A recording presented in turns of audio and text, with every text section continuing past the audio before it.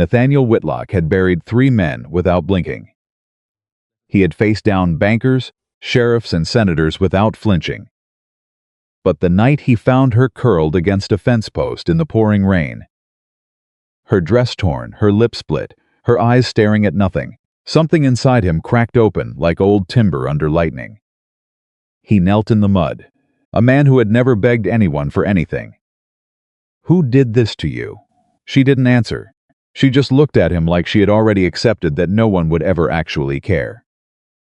If this story is already pulling at your heart, hit that subscribe button right now and drop the name of your city in the comments. I want to see just how far this story travels. Now let's begin. The rain came down hard that October night in 1872, the kind of that turns dirt roads into rivers and sends every decent person indoors. The wind cut through Virginia's back country like a blade, stripping the last of the autumn leaves from the old oaks lining the valley road. Nathaniel Whitlock rode alone as he always did. He was not a man who traveled with company by choice. At 38, he had long since decided that most people were either after something from him or lying to him about what they wanted. His ranch, Whitlock Acres, stretched across 400 acres of the best land in Harlan County.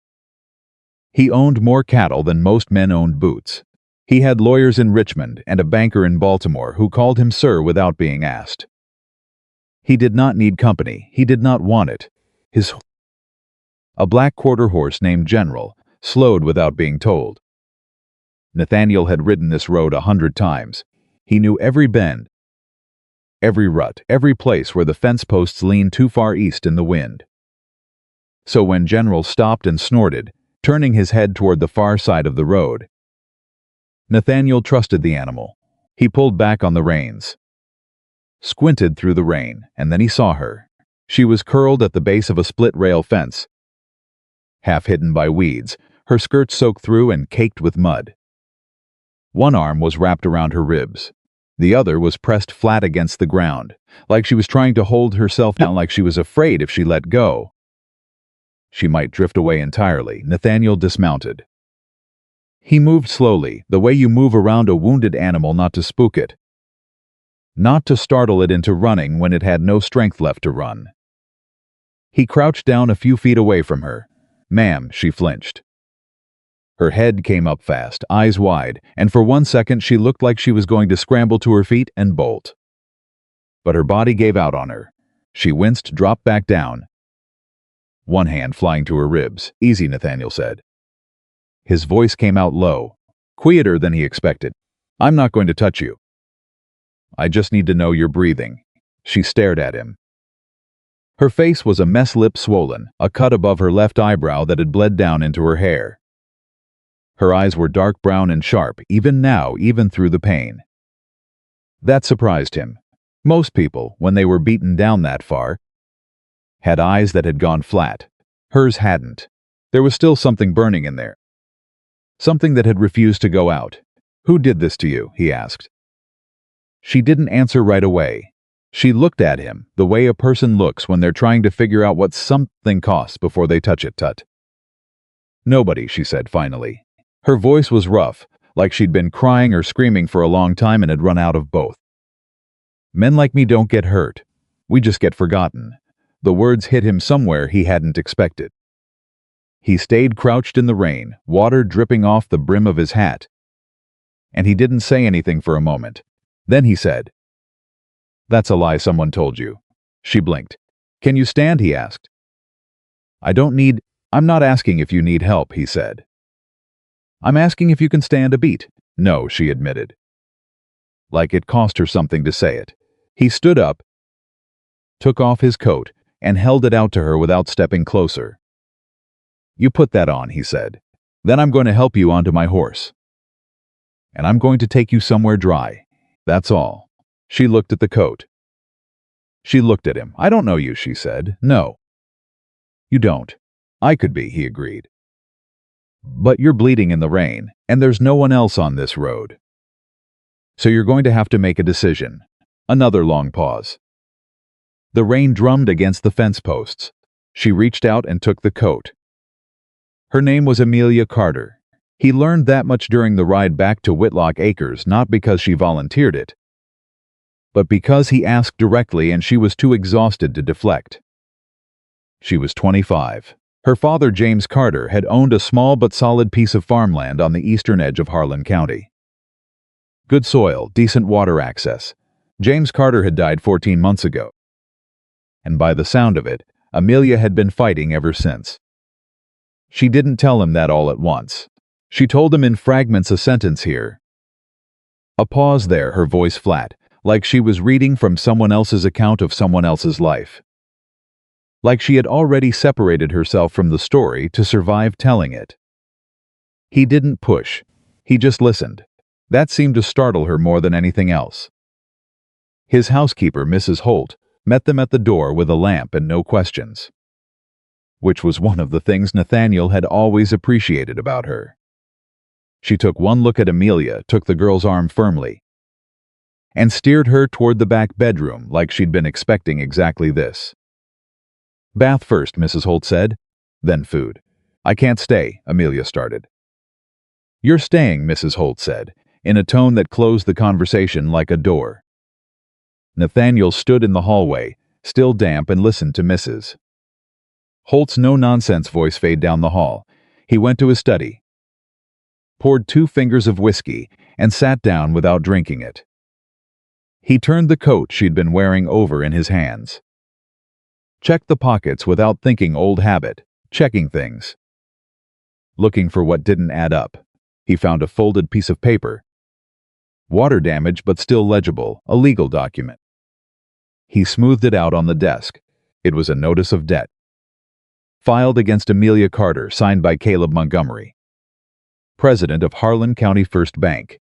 The amount listed was $342. Nathaniel stared at that number for a long time. $342 was not a small debt. But it also wasn't a crippling one, not for a woman with access to a working farm. Unless she didn't have access to the farm anymore. He set the paper down, poured the whiskey back. He had a feeling he was going to need a clear head.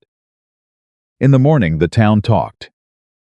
Nathaniel rode into Harlan just after 8 to pick up feed and mail, which he'd been putting off for a week. He tied General outside the general store and heard it before he even got through the door, the sound of people talking just a little too loudly. The way people do when they want to be overheard. That Carter girl showed up at Whitlock's place. They say, well, what do you expect, the way she's been carrying on? Nathaniel stopped in the doorway. The 3 women standing by the dry goods counter didn't notice him immediately. They were clustered together, the way gossip clusters people. Leaning in like the words they were exchanging were too precious to let escape into the air. She broke off that engagement herself. One of them was saying a sharp-faced woman in a green dress who Nathaniel recognized as the wife of one of the county commissioners. Thomas Reed is a good man, a decent man. And she didn't break it off, another one said, dropping her voice. I heard she stole from him, from his family. I heard worse than that, the third one said. And the way she said it made it very clear she was going to say exactly what she'd heard. Whether anyone asked or not, Nathaniel stepped inside. All 3 women looked up, the sharp-faced one, Mrs. Hargrove recovered first, Mr. Whitlock, she said, with the kind of smile that doesn't reach the eyes. I heard what you were doing, Nathaniel said. The smile went stiff. He walked to the counter, gave his order to the clerk, and didn't look at any of the 3 women again. But he listened. He always listened. By the time he got back on General with his supplies, he had heard 4 different versions of Amelia Carter's story. In all 4 of them, she was the villain. That told him something. In his experience, when a story traveled that fast and that uniformly in one direction, it meant someone had sent it. Caleb Montgomery's bank sat at the center of Harlan's Main Street, like a man who knew how important he was and wanted to make sure you knew it too. Nathaniel hadn't planned to go there that morning, but he found himself tying General's reins to the post outside the bank's glass-fronted door and walking in. The teller looked up, recognized him, straightened immediately. Mr. Whitlock, what can we do for you? I'd like to speak with Montgomery, of course. If you'll just now, Nathaniel said. He was shown into the back office inside of 2 minutes. Caleb Montgomery was 55 and had the look of a man who had eaten well his entire life. He was heavy-set, well-dressed, with silver-streaked hair and the kind of easy, practiced warmth that Nathaniel had always distrusted in men, the warmth that shows up first and costs nothing. Designed to make you drop your guard. Nathaniel Whitlock, Montgomery stood up. What a pleasant surprise. Please sit down. Nathaniel didn't sit. I want to ask you about Amelia Carter, he said. Something crossed Montgomery's face. It was quick, barely a flicker, but Nathaniel caught it. He was good at catching things people tried to hide. Tragic business, Montgomery said, settling back into his chair with a heavy sigh. Like the weight of other people's problems was something he personally bore. The girl's father left things in quite a state. I did everything I could as executor of the estate. But debts are debts, and when the money ran debts, I beg your pardon, James Carter's property was paid off. I knew him. He wasn't a man who carried debt. A pause. There were expenses, Montgomery said carefully, after his passing. Management costs. Legal fees.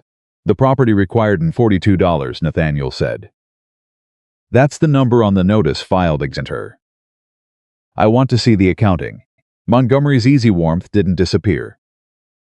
It just calcified, set into something harder underneath.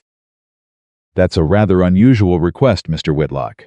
Those are private financial records. Then make them less private, Nathaniel said. You have a young woman with a legitimate inheritance and a debt notice I can't trace to any actual debt. That interests me. May I ask your connection to Miss Carter? Nathaniel looked at him. She's under my roof, he said.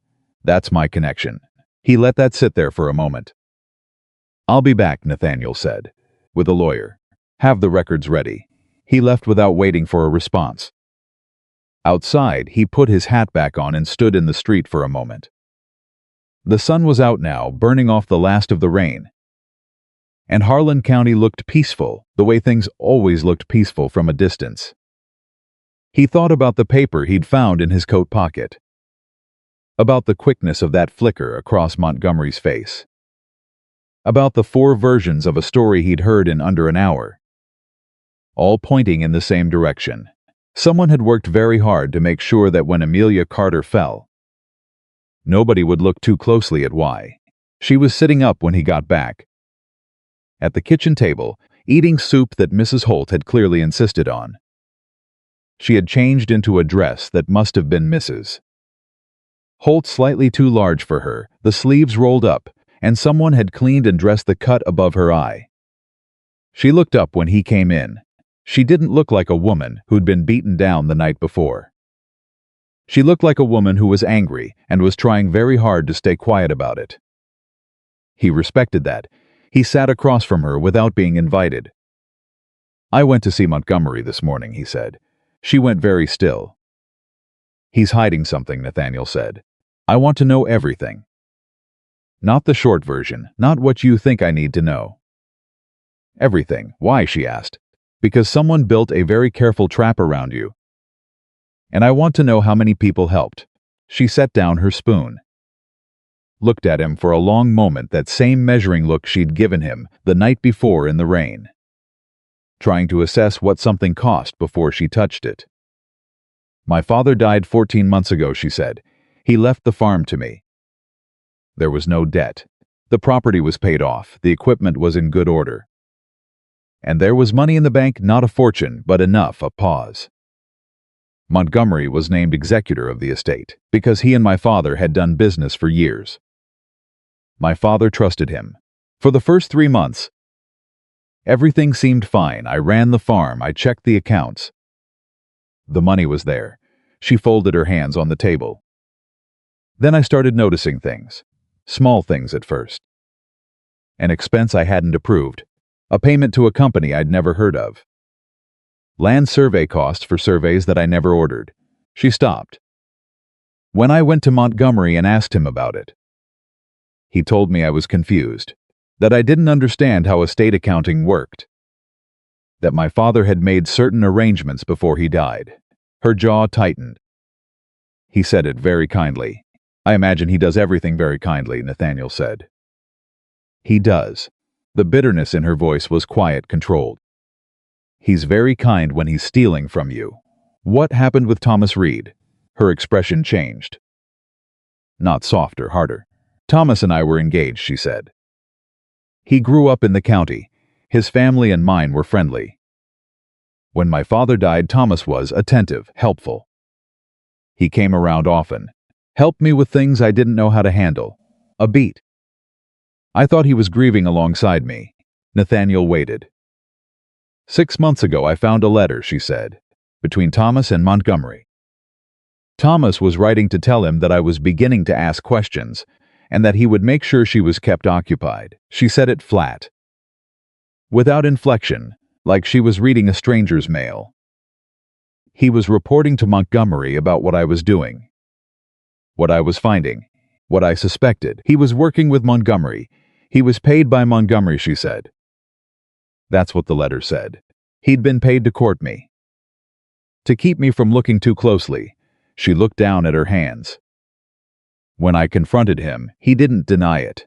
He said that I should take what I was being given and be grateful. Because a woman alone couldn't hold on to land like that anyway. That it would always end up in someone else's hands. And at least this way I'd had something. She said it without tears, without her voice breaking, and somehow that made it worse, the control, the exhaustion of someone who had run out of the energy to be properly destroyed by something.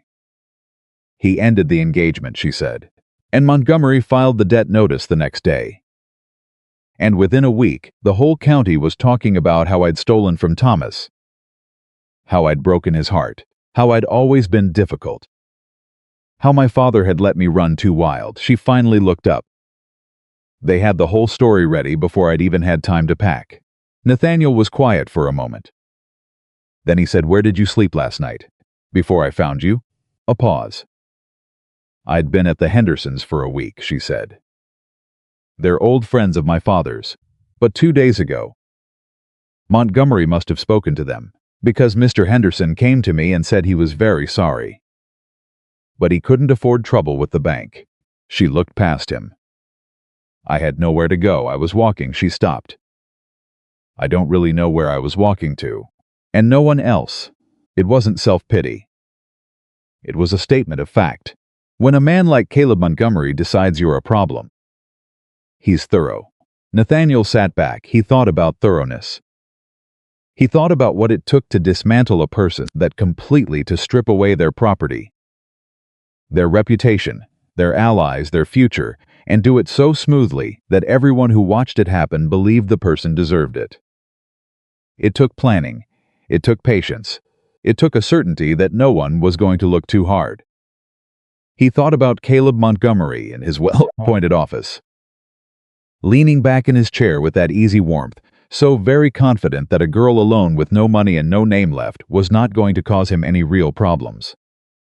"Tell me about the property," he said. "The land. Where is it? What's its exact boundary?"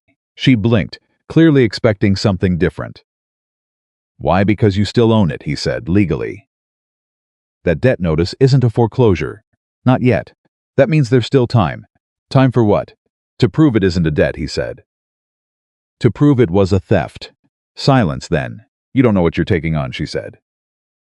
"Montgomery has friends everywhere. The sheriff, the county commissioner, half the lawyers in Richmond. I know what I'm taking on," Nathaniel said. "You barely," he agreed. "But I know a trap when I see one. And I know what kind of man builds one." He leaned forward slightly. "I've been dealing with Caleb Montgomery for 15 years. Miss Carter, I've watched him work. I've watched him take land from 3 families I knew personally and make it look like their own fault every single time." He paused. "I didn't do anything about it because it wasn't my business." He held her gaze. "Now it is." She stared at him for a long moment. "Why?" she asked again. And this time it was a real question, not a deflection. Not a wall. She genuinely wanted to know. He thought about it. Because you were lying in the rain, he said, and you said nobody would look for you. And I want that to be wrong. The kitchen was quiet. Outside, Mrs. Holt's chickens were making their morning racket. Somewhere in the distance, cattle lowed. Amelia Carter looked at him. And something shifted in her face, something careful. Something that had been locked down so long, it wasn't sure it remembered how to open. The east boundary runs along Ridgeline Creek, she said quietly. My father bought the southern parcel in 1861. There's a deed filed in Richmond. And if Montgomery tried to sell any of it, there should be a record. Nathaniel nodded. There will be, he said. Reached for his hat. You'll stay here, he said. Mrs. Holt will see to what you need. Don't go into town. I don't take orders. Mr. Whitlock, she said. There was an edge to it, not hostile. Exactly. More like someone who had been told what to do by people with bad intentions so many times that she'd made a rule about it. He almost smiled. I imagine you don't. Then I'll ask instead. He settled the hat on his head. Please don't go into town, not yet. I need a few days before Montgomery knows what direction I'm coming from. A beat. Fine, she said, a few days. He walked toward the door. Mr. Whitlock. He stopped. Why do they call you the man who never loses, she asked. He looked back at her. Because I don't start things I'm not going to finish, he said. And then he was gone. He rode to Richmond that afternoon. He had a lawyer there, William Ford, 60 years old. Sharp as a new nail, and one of the few men in Virginia whom Nathaniel trusted without reservation. He'd used Ford in 3 land disputes, a contract fraud case, and one situation involving a county commissioner that had been quietly resolved before it ever reached a courtroom. Ford listened to everything. Then he said Montgomery. Yes, Caleb Montgomery. Ford said it again. Slowly, like he was testing the weight of it. You know he has half the circuit court in his pocket. I know. And you know that a 25-year-old woman with no money and a damaged reputation is not going to be a compelling plaintiff. She won't be the plaintiff, Nathaniel said. I'll be the complainant. Property fraud, financial misrepresentation. Breach of executor's duty. We go after the estate accounting. We pull every record, we find where the money went. Ford was quiet for a moment. You have access to those records? Not yet. And the girl? She'll testify? Nathaniel thought of Amelia's hands flat on the table. The way she'd said he didn't deny it, without her voice breaking. She'll testify, he said. Ford leaned back in his chair. You understand that Montgomery is going to come after you, he said. He's going to drag your name into this. Find anything he can use, let him try. He'll go after the girl harder. I know. Ford studied him. What's she to you, Nathaniel? Nathaniel looked out the window at Richmond's afternoon light. Someone who deserved better than she got, he said. It was the most honest answer he had. He rode back that evening. The house was quiet when he got in. Mrs. Holt told him the girl had spent the afternoon going through the household ledgers, not because she'd been asked to, but because apparently sitting still made her anxious. And she'd spotted a rounding error in last month's accounts inside of 20 minutes. Mrs. Holt said it with a small, satisfied nod, like this confirmed something. Nathaniel went to the study and found Amelia at his desk. A ledger open in front of her, making neat pencil notations in the margins. She looked up, completely unembarrassed about being at his desk. You have an error in your feed costs from last month, she said. Your supplier overcharged you by $11. He looked at her. That's not your ledger, he said. No, she agreed. But the error's still there. She held his gaze. I'm not someone who sits still. Mr. Whitlock, you may as well know that now. He stood in the doorway for a moment. $11, he said. $11.40, she said. I can show you if you'd like. He pulled up a chair. Show me, he said. Outside, the October dark settled over Whitlock Acres. The cattle quiet, the field still, the first stars coming up over the tree line. Inside, two people sat at a desk and went over numbers by lamplight, a man who had stopped believing anything was worth the risk, and a woman who had been stripped of everything and still refused to stop looking for what was there. Neither of them knew yet what was coming, but somewhere in Harlan County, Caleb Montgomery was still very confident he had nothing to worry about. He was going to find out how wrong he was. The $11.40 turned out to be the least of it. Nathaniel sat across from Amelia at that desk until nearly midnight, going through 3 months of Whitlock Acres accounts. And in that time he learned two things. The first was that his feed supplier had been skimming from him for longer than last month. Amelia found 4 additional discrepancies going back to spring, totaling just under $60. The second thing he learned was that Amelia Carter's mind worked like a trap. Fast, precise, and quiet. She didn't announce what she found. She just circled it in pencil and moved on, like finding an error was simply part of the work and not worth making noise about. He watched her do it and thought about Montgomery calling her confused. He thought about Thomas Reed telling her she didn't understand how things worked. He decided, sitting there in his own study with a woman who'd just found $60 he hadn't known he was missing, that Caleb Montgomery was either very stupid or very arrogant. His money was on arrogant. "How long did you manage your father's accounts?" he asked. "Since I was 16, she said without looking up. He had bad eyes, couldn't read close print anymore. She turned a page. "He taught me what to look for. Said a number that didn't want to be found always left a mark somewhere else. Smart man he was." A pause. Just a fraction of a second, but Nathaniel caught it. He trusted the wrong people at the end. That wasn't stupidity. That was just, he thought, if he'd known someone for 30 years. That meant something. "It should," Nathaniel said. "It should," she agreed. It didn't. She closed the ledger and looked at him directly for the first time in an hour. "What did you find in Richmond?" she asked. He told her. All of it: Ford, the legal angle, the plan to pull Montgomery's estate accounting records. He watched her face as he talked. She didn't interrupt, didn't react visibly, except once, when he mentioned going after the executor's records. And something flickered behind her eyes, not hope. Exactly. More like a door that'd been sealed shut for a long time, rattling slightly in its frame. When he finished, she was quiet for a moment. "Montgomery will know within a day," she said. "He has people everywhere. Someone in Richmond will tell him. Probably. And when he knows, he'll move faster. Whatever he hasn't already taken, he'll try to secure. That's why Ford is filing the injunction tomorrow morning," Nathaniel said. "Before Montgomery knows what direction it's coming from." She looked at him. "You already did that." "I did. Before you even talked to me tonight." "Yes." She was quiet again. He could see her recalibrating, adjusting to the idea that something was already in motion, that she hadn't had to beg for it or argue for it or prove she deserved it first.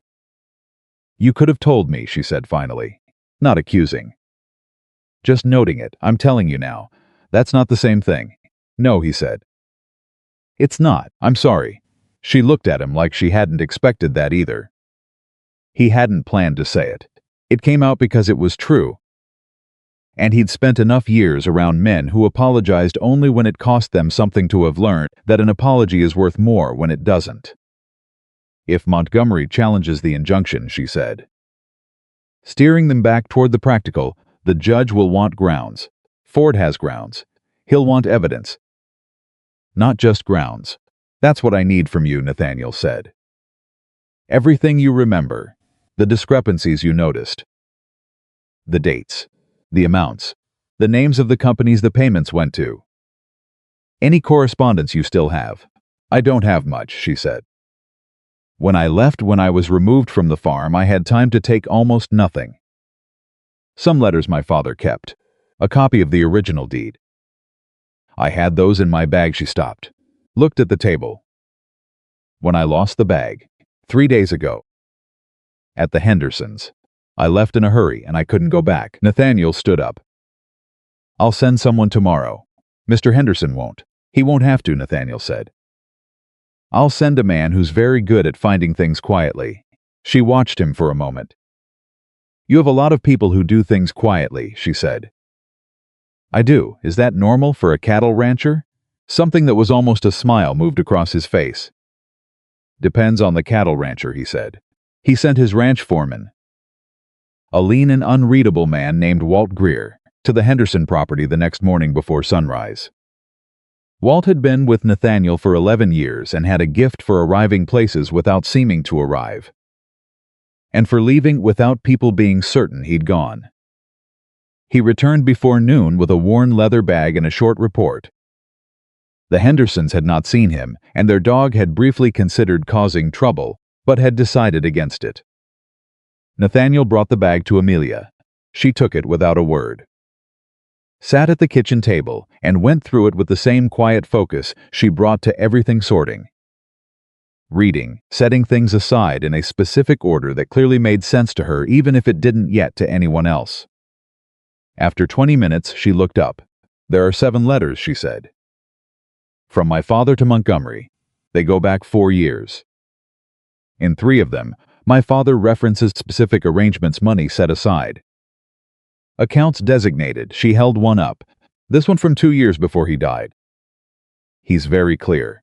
He says the Ridgeline property is to remain in Amelia's name absolutely, and that no portion of it is to be sold under any circumstances short of her direct written consent. Nathaniel felt something sharpen in his chest. Montgomery knew that, he said. He witnessed the letter, Amelia said. His name is right there. She set it down on the table between them. They both looked at it.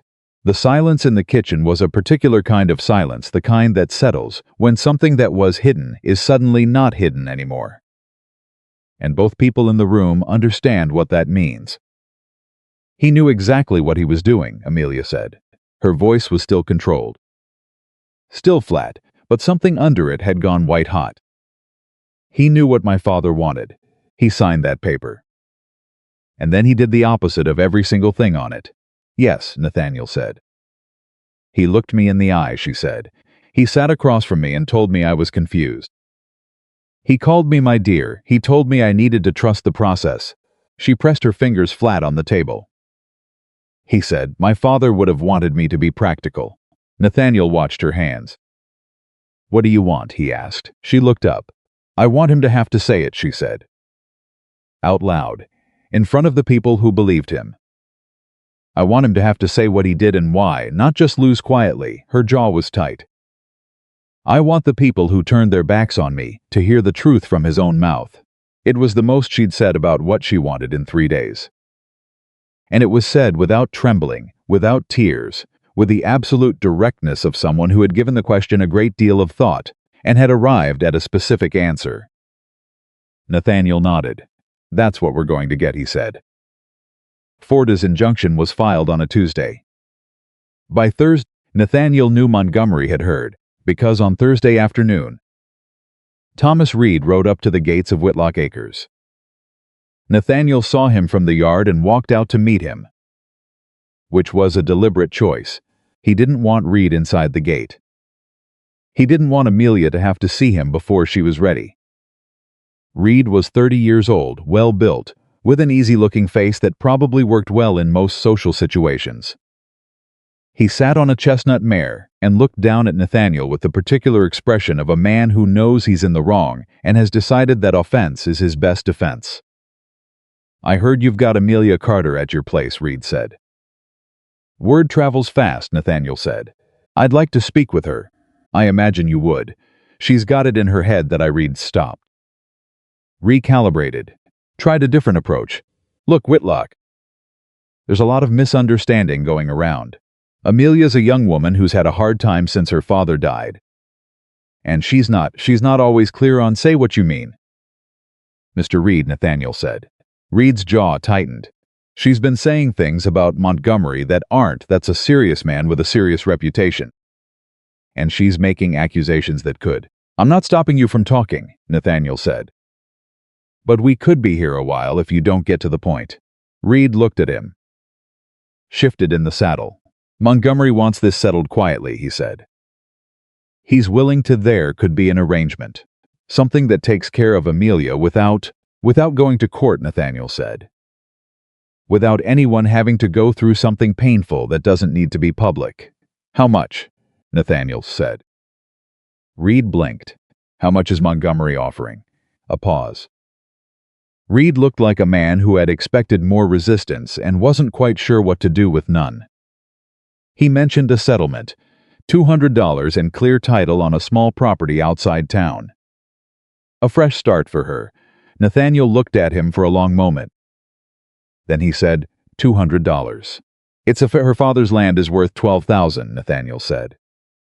The accounts Montgomery drained were carrying at least $4,000 at the time of James Carter's death.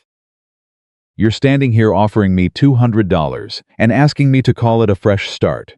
Reed's easy-looking face did something uncomfortable. It's not your money, he said.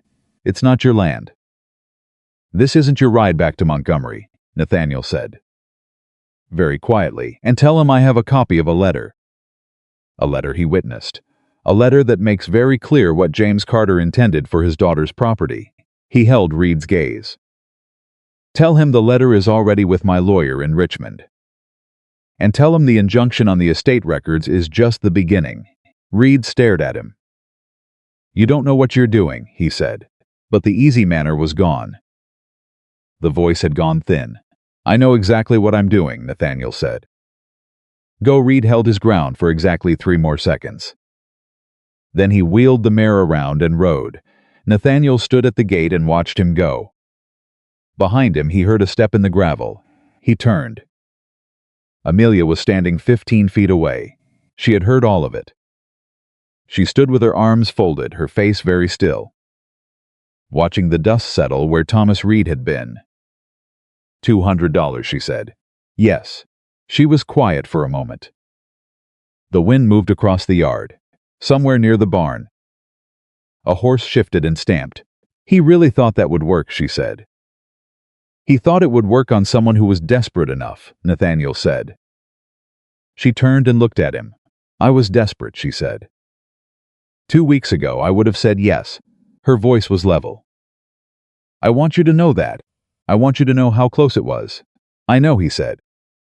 And I want you to know that I'm not going to let it go to waste. Whatever you're doing, whatever Ford is doing, I'm going to earn it. I'm not going to stand behind you and wait. He looked at her. I know that too, he said. The estate records came in on a Friday, 3 days after Ford's injunction forced the bank to open its books. They arrived in a locked box, delivered by a county clerk who looked like he'd rather be anywhere else. And Walt signed for them and brought them inside without comment. Nathaniel and Amelia spent the next 2 days going through them. He had expected the records to be cleaned up. He'd expected Montgomery to have spent the weeks since Amelia started asking questions making things look tidy. What he had not expected was how thin the cleaning job was. It was the work of a man who had never genuinely believed he'd have to answer for anything, who had hidden things just carefully enough to fool a casual glance, but not carefully enough to survive real scrutiny. Amelia found the first major discrepancy on Saturday afternoon. She set down the paper she was holding, very carefully, and said, "Come look at this." He came around the desk. She pointed to a line in the estate ledger, a payment dated 8 months ago, to a company called Harlan Valley Development Partners. The amount was $900. I've never heard of Harlan Valley Development Partners, she said. Neither have I, Nathaniel said. Look at this. She pulled out a second paper. A property transfer record. Ridgeline Creek parcel. 7 acres. Transferred 8 months ago. To Harlan Valley Development Partners. She pulled out a third paper. A business registration. Filed with the county 6 months before the transfer. Harlan Valley Development Partners. Principal officer. C. Montgomery. She laid all 3 in a row on the desk. He sold my land to himself, she said. Nathaniel stared at the 3 pieces of paper. He created a company, he said. Transferred the land to it at a fraction of the value. Paid the estate for it, paid himself, essentially, and pocketed the difference. And then listed the payment in the estate ledger as a legitimate expense, Amelia said. So on paper, the estate received funds from the sale. Just not the right amount and not to the right person. The room was very quiet. "How many other parcels?" Nathaniel asked. She was already looking. She found 4 more transfers over the following hour. Each one to a different company.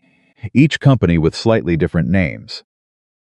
Each one, when Nathaniel looked up the filings, traced back to Montgomery through a layer of paper that was just thick enough to make it take some effort, but not thick enough to stop someone who knew what they were looking for.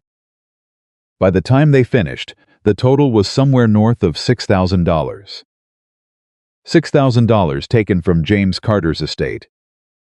Taken from Amelia's inheritance, converted through a system of shell companies and false filings into Caleb Montgomery's personal holdings. Amelia sat back in her chair. She didn't say anything for a long time. Nathaniel waited. "He's been doing this to other people," she said finally. "Hasn't he?" "It wasn't a question, I think so," Nathaniel said. "He's been doing it for years, other estates, other families. And nobody caught him because nobody had the time or the money to dig this deep." She looked at the papers spread across the desk. "He got sloppy with me. He thought I was easy. He thought I was alone. He was wrong," Nathaniel said. She looked up at him. "I want to find the others," she said. "The other families he did this to. If we can find them. If they have anything. It makes the case bigger," Nathaniel said. "Harder to dismiss. Harder for his friends on the bench to look away from." "Can Ford do that?" "Ford can," Nathaniel said. "But it'll take time, and it'll make more noise. Montgomery will know we're expanding the investigation. He'll push back harder." "Good," she said. He looked at her. "You're not afraid of that?" he asked. She picked up one of the documents. The business registration. Harlan Valley Development Partners. She looked at it for a moment. "I was afraid," she said.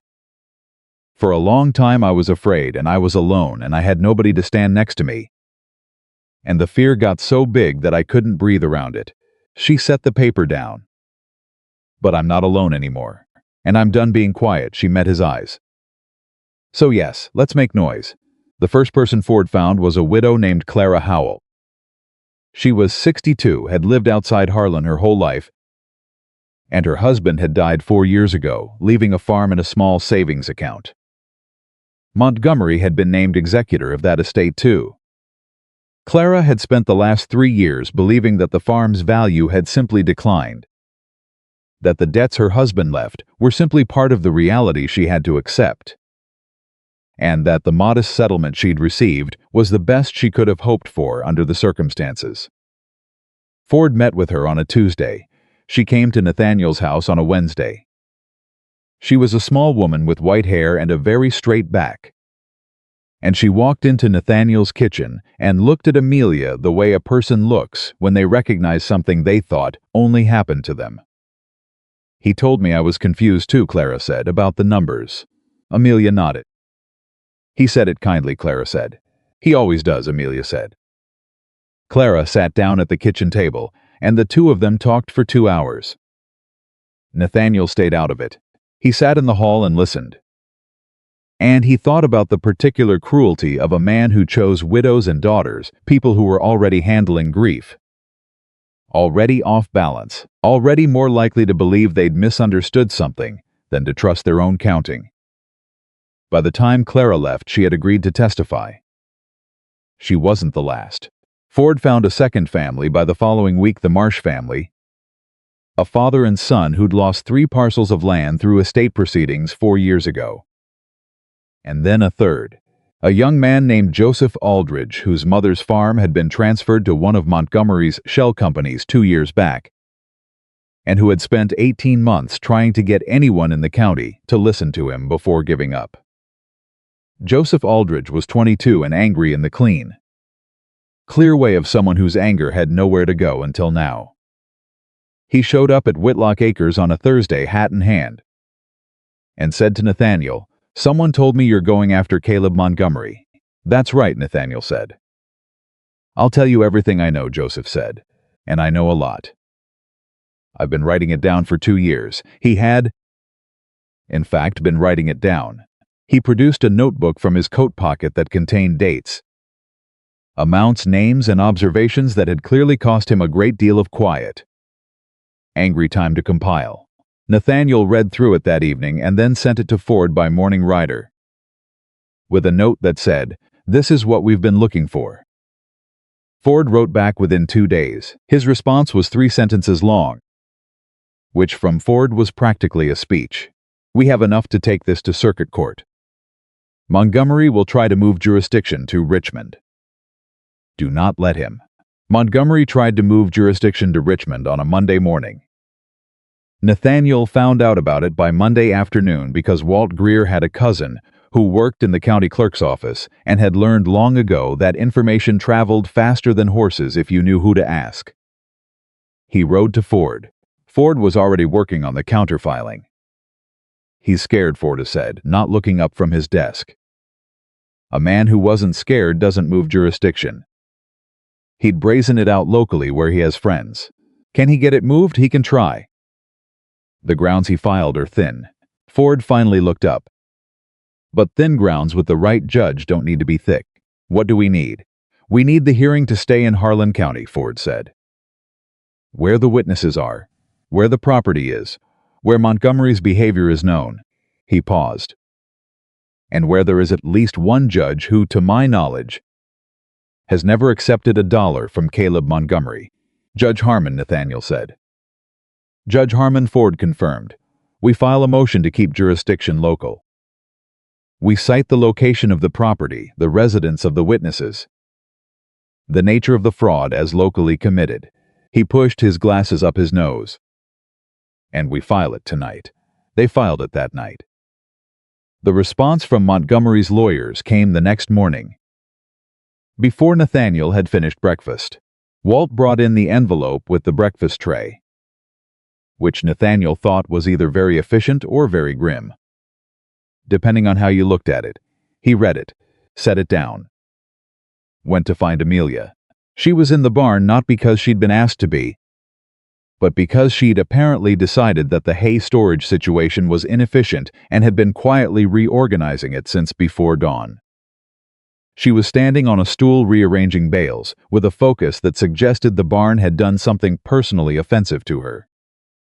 Montgomery's lawyers filed a counter motion, Nathaniel said. She climbed down from the stool.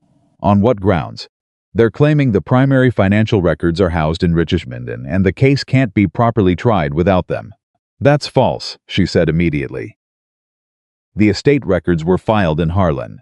I remember because my father specifically, she stopped. Wait, are they saying that to get the records moved? Or to get the case moved? Nathaniel looked at her. Both, he said. If they can establish that the key records are in Richmond, they can argue the trial needs to be there too. She was quiet for a moment, working through it. He could almost see her doing it, the same focus she applied to ledger columns. Turned now on legal strategy. There's a copy, she said. What?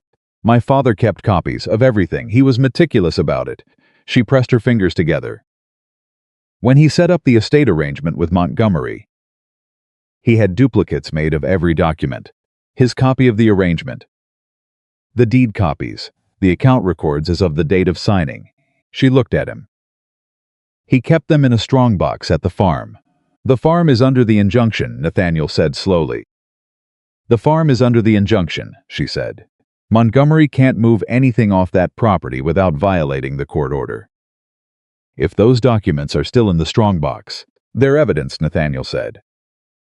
They're evidence, she said. And they're in Harlan County. He held her gaze for a moment. You're sure about the strongbox, he said. I'm sure. Where exactly? My father's office.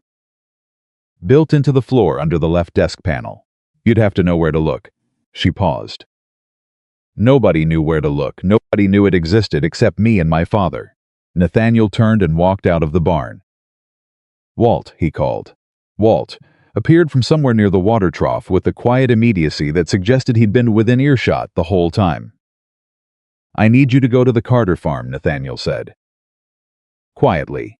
The injunction covers personnel and records, not a search for existing property contents. He glanced back at Amelia. who had followed him out. She'll give you the exact location. You go in, you find what's in the box, you bring it back. Nobody sees you go, nobody sees you come back. Walt looked at him. The usual kind of quiet, he asked. The usual kind, Nathaniel said. Walt nodded once and went to get his horse. Amelia stood beside Nathaniel and watched him go. He does this a lot, she said. Not a question. Walt has a talent for being in the right place at the right time, Nathaniel said. And you have a talent for knowing who to trust, she said. He looked at her sideways. I'm still working on that, he said. She looked back at him. Something moved in her expression, brief and careful and almost warm. So am I, she said. Walt came back before dinner. He set a metal strongbox on Nathaniel's desk, nodded, and left without a word. The box was locked. Amelia produced a small iron key from inside the lining of her bag sewn in. Nathaniel noticed, which said something about how she'd learned to keep things safe. The lock opened. Inside, 14 documents. Not copies.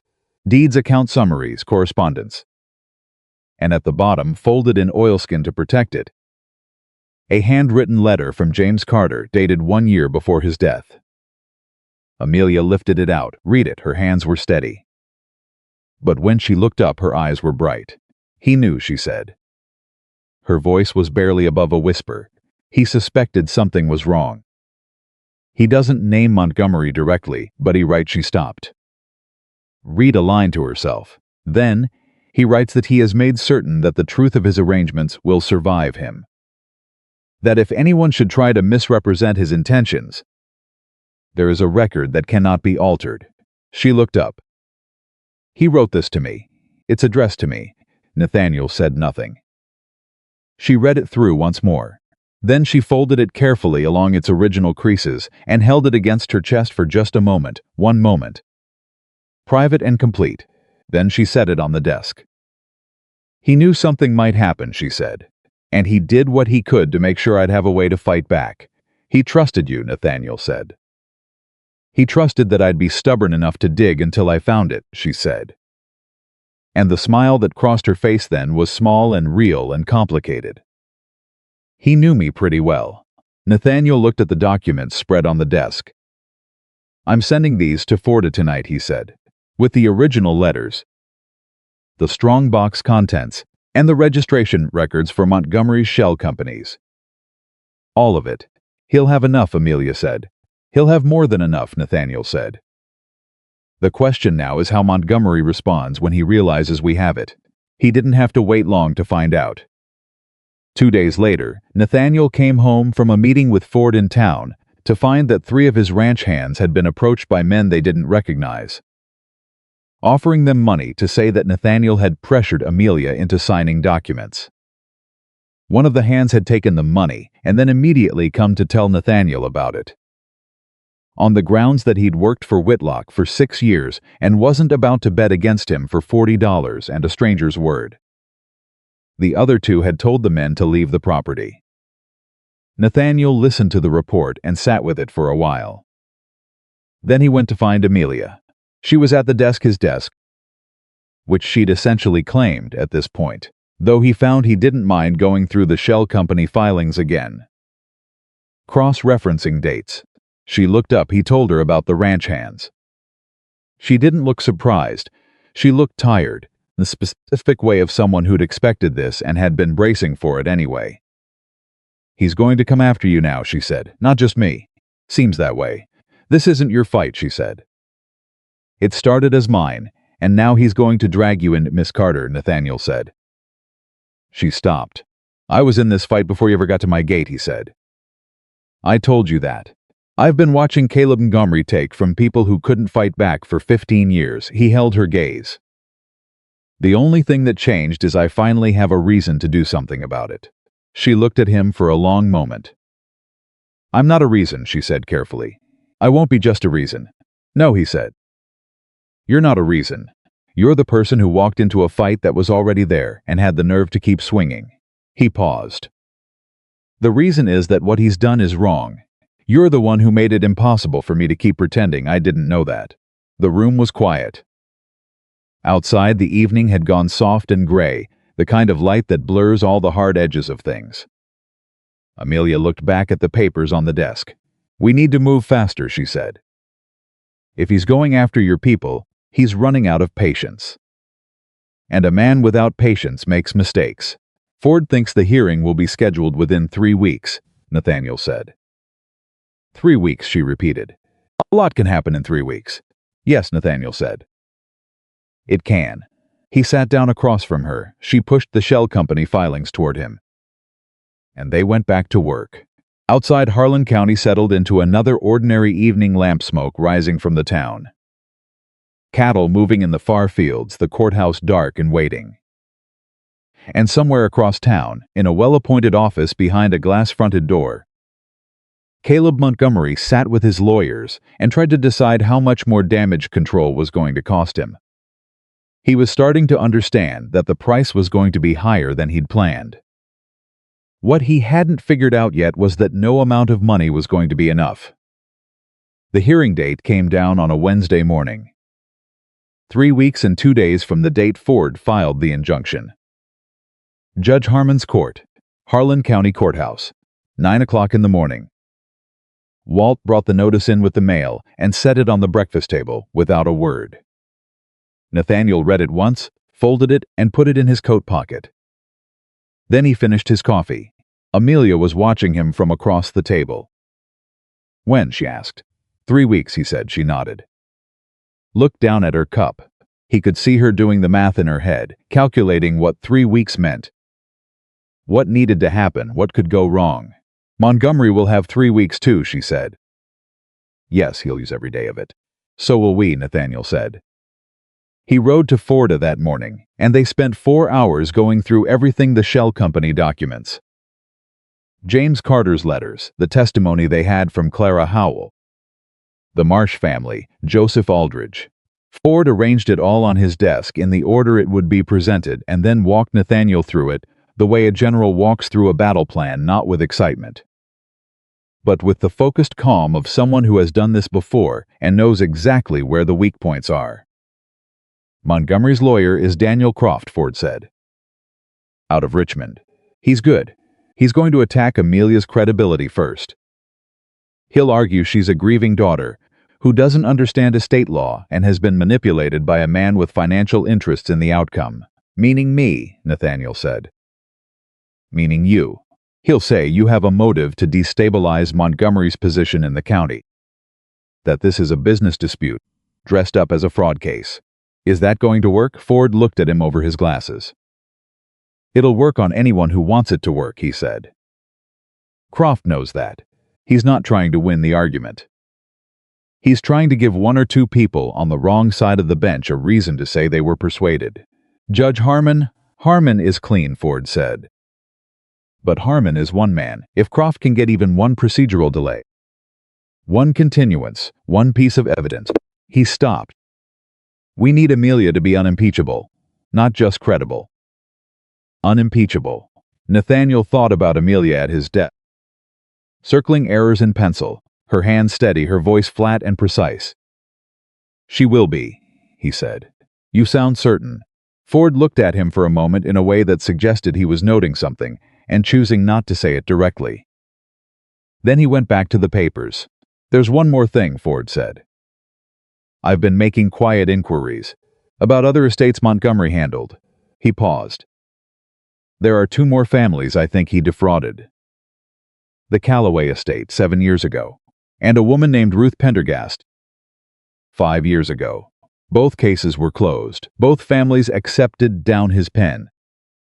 If I can get either of them to reopen to say publicly what Montgomery did, it changes the picture entirely. It goes from one aggrieved daughter to a pattern, and patterns are very hard to explain away. Can you get them? The Calloways moved to Tennessee. Mrs. Pendergast is still here." Ford paused. "She's 68. She lost almost everything. She never spoke publicly because she was afraid." He looked at Nathaniel. "She might speak if she thought it was safe to." "Make it safe," Nathaniel said. "That's your job," Ford said. "Not mine." Ruth Pendergast lived in a small house on the north edge of town. She answered to the door herself when Nathaniel knocked. and she looked at him with the careful eyes of a woman who had learned that visitors usually wanted something that cost her. "Mr. Whitlock," she said. She knew who he was. Most people in Harlan County did. "Mrs. Pendergast," he said. "I'd like to talk to you about Caleb Montgomery." A long pause. She looked past him, up and down the street. Then she stepped back and opened the door wider. He went in. Her house was small and very clean, the kind of clean that came from having time and not much else. She made coffee he didn't need and set it in front of him before she sat down across the table. And he understood that the making of it had given her a minute to decide what she was going to say. "I heard you're going after him," she said. "We are," he said. "I heard you have a young woman. Carter's daughter." "Yes, Mrs." Pendergast wrapped her hands around her coffee cup. "My husband died 5 years ago," she said. "He left me this house and a piece of land on the creek. Not much, but enough." She stopped. "Montgomery was appointed executor because my husband had banked with him for 20 years. I thought." She stopped again. "You know what I thought." "Same thing they all think. He told you the land had debts against it," Nathaniel said. She looked at him sharply. "How did you know that?" "Because that's what he told James Carter's daughter," Nathaniel said. "And the Marsh family and the Howell widow and Joseph Aldridge's mother." He held her gaze. "It's what he tells all of them. The debts are always just high enough to require selling the land. The sale price is always just low enough to go to one of his companies. Mrs. Pendergast was very still. "You can prove that?" she said. "We have documents," he said. "Shell company registrations. Transfer records. A pattern going back at least 7 years." Her hands tightened on the cup. "I tried," she said. Her voice had gone quiet and hard at the same time. 3 years ago, I went to the sheriff. I told him something didn't add up. He told me I was confused. I went to the county commissioner. He told me Montgomery was a pillar of the community, and I should be careful about making accusations I couldn't support." She paused. "I went to a lawyer in town. He wrote me a letter 2 weeks later saying he couldn't take the case. Montgomery got to him," Nathaniel said.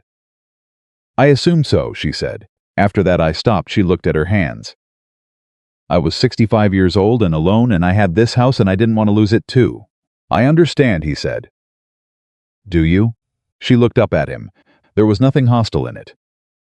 Just the genuine question of someone who needed to know if the person across from them actually comprehended the weight of what they were being asked.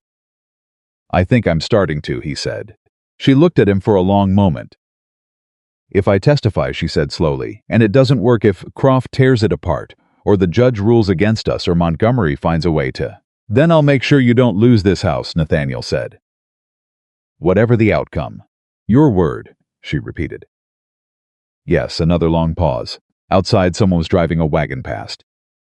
The sound faded. "When do you need me?" she said. 3 weeks felt like 3 days. Montgomery's lawyers filed 4 separate motions in the first week alone.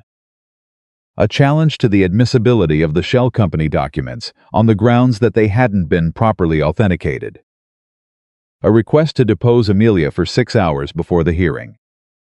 A motion to exclude Nathaniel's testimony entirely on the grounds of personal financial interest. And a filing that attempted for the second time to move the case to Richmond. Ford countered everyone, but each counter took time. And time was what Montgomery was buying. Amelia understood this without being told. She was at the desk every evening when Nathaniel got in from town, going through something, the documents, the testimony transcripts Ford had sent over. Her own handwritten notes. She didn't ask him how things were going every time he walked in. She waited until he sat down, and then she asked one specific question. And he gave her a specific answer, and they moved forward from there. He found that he appreciated it more than he would have expected. Most people, when they were frightened and uncertain, filled silence with questions. Amelia had learned at some point, he guessed somewhere in the last 14 months, that silence was sometimes the only thing she had full control over. And she used it accordingly. On the 10th day before the hearing, Reed came back, not to the gate this time. He stopped Amelia in town. She had gone in with Mrs. Holt to pick up supplies. Nathaniel had said she should wait. She had said she'd been waiting long enough, and he had decided, after a moment of consideration, that she was right. He'd sent Walt to go with them, at a distance which Amelia had either not noticed or had decided not to comment on. Reed caught up with her outside the dry goods store. Walt appeared at the corner of the building. Amelia looked at Walt, gave him a small, almost imperceptible shake of her head. Walt stayed where he was. She turned to face Reed. "Thomas," she said. "Amelia." Reed looked like he hadn't well. "I need to talk to you," she said. "Not here." He glanced up and down the street. People were watching the way they always watched when something interesting was happening in a small town. "Please, here is fine," she said. Her voice was perfectly level. "Say what you have to say." He looked at the people watching, looked back at her. "Montgomery is going to go after Whitlock," he said. "Low and fast, whatever it takes. He's got people looking into his past, the land disputes, the contracts. Anything they can use to make it look like Whitlock is the one acting in bad faith. I already know that," she said. Reed blinked. He stopped, seemed to be making a decision about how much to say. "There's a man. Came in from Richmond 2 days ago. A private investigator. Montgomery hired him specifically to find something on you. On your past. On your father. Anything he can put in front of the judge to make you look—" He stopped again. Amelia looked at him steadily. "Why are you telling me this?" she said. Reed opened his mouth, closed it. He looked at his hands. "I didn't know what he was going to do to you. When he hired me to keep you occupied, he said it was just to manage the estate transition. That it would be handled quietly, and you'd be taken care of. You knew he was stealing from me," she said. "I knew he was managing the estate in a way that Thomas—" Her voice didn't rise. It just went absolutely flat. "You knew he was stealing from me. You let him, you helped him, don't dress it up." Reed was quiet. "No," he said finally, "I won't dress it up." He looked at her. "I'm sorry, Amelia. I know that doesn't mean anything." "It means something," she said. "It just doesn't fix anything." She held his gaze for another second. "Tell me about the investigator." "His name, Garrett. Paul Garrett. He's been asking around about your father's finances before the estate. Looking for anything that suggests irregularity. There's nothing to find," she said. "I know," Reed said.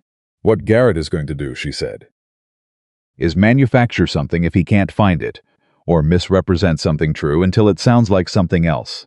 She looked at Reed. "That's what Montgomery hired him for." Reed said nothing.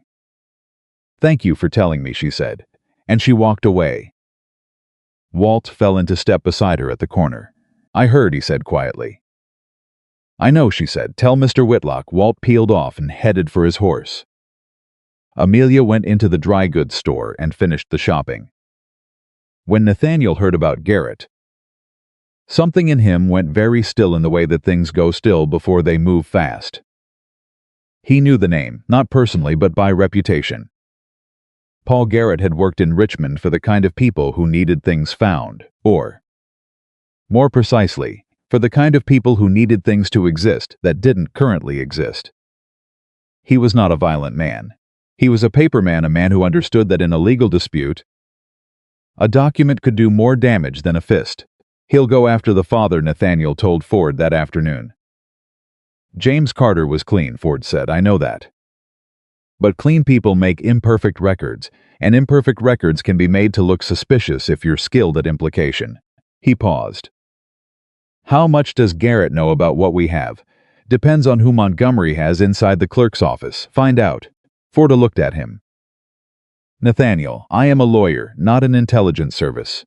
"You've always been both," Nathaniel said. "That's why I pay you what I pay you." Ford sighed, in the resigned way of a man who knew he was going to do it anyway. "I'll make inquiries," he said. The inquiry came back in 48 hours.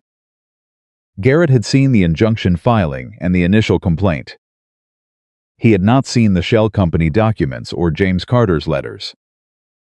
That meant Montgomery's lawyers were working at least partially blind. They knew Nathaniel had something solid, but they didn't know exactly what. That was an advantage.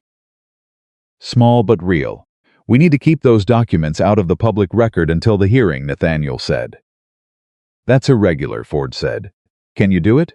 Ford thought about it. I can file for a protective order on the evidence, he said, on the grounds that premature disclosure could compromise the integrity of the proceeding. He paused. It'll alert Croft that we have something we're protecting. He already knows we have something, Nathaniel said. Let him wonder what. 8 days before the hearing, the first newspaper story ran. It was in the Harlan County Gazette, a small piece on page 3. Below, a story about a church harvest festival, which Nathaniel suspected was a deliberate choice designed to make it look like a passing observation rather than what it was. The piece described briefly and carefully a dispute between a local landowner and a bank regarding an estate settlement. It described the landowner as a young woman of uncertain standing and the dispute as potentially arising from a misunderstanding of legal processes. It quoted, without naming a source, someone who suggested that outside influences had encouraged the young woman to pursue claims that had no real merit.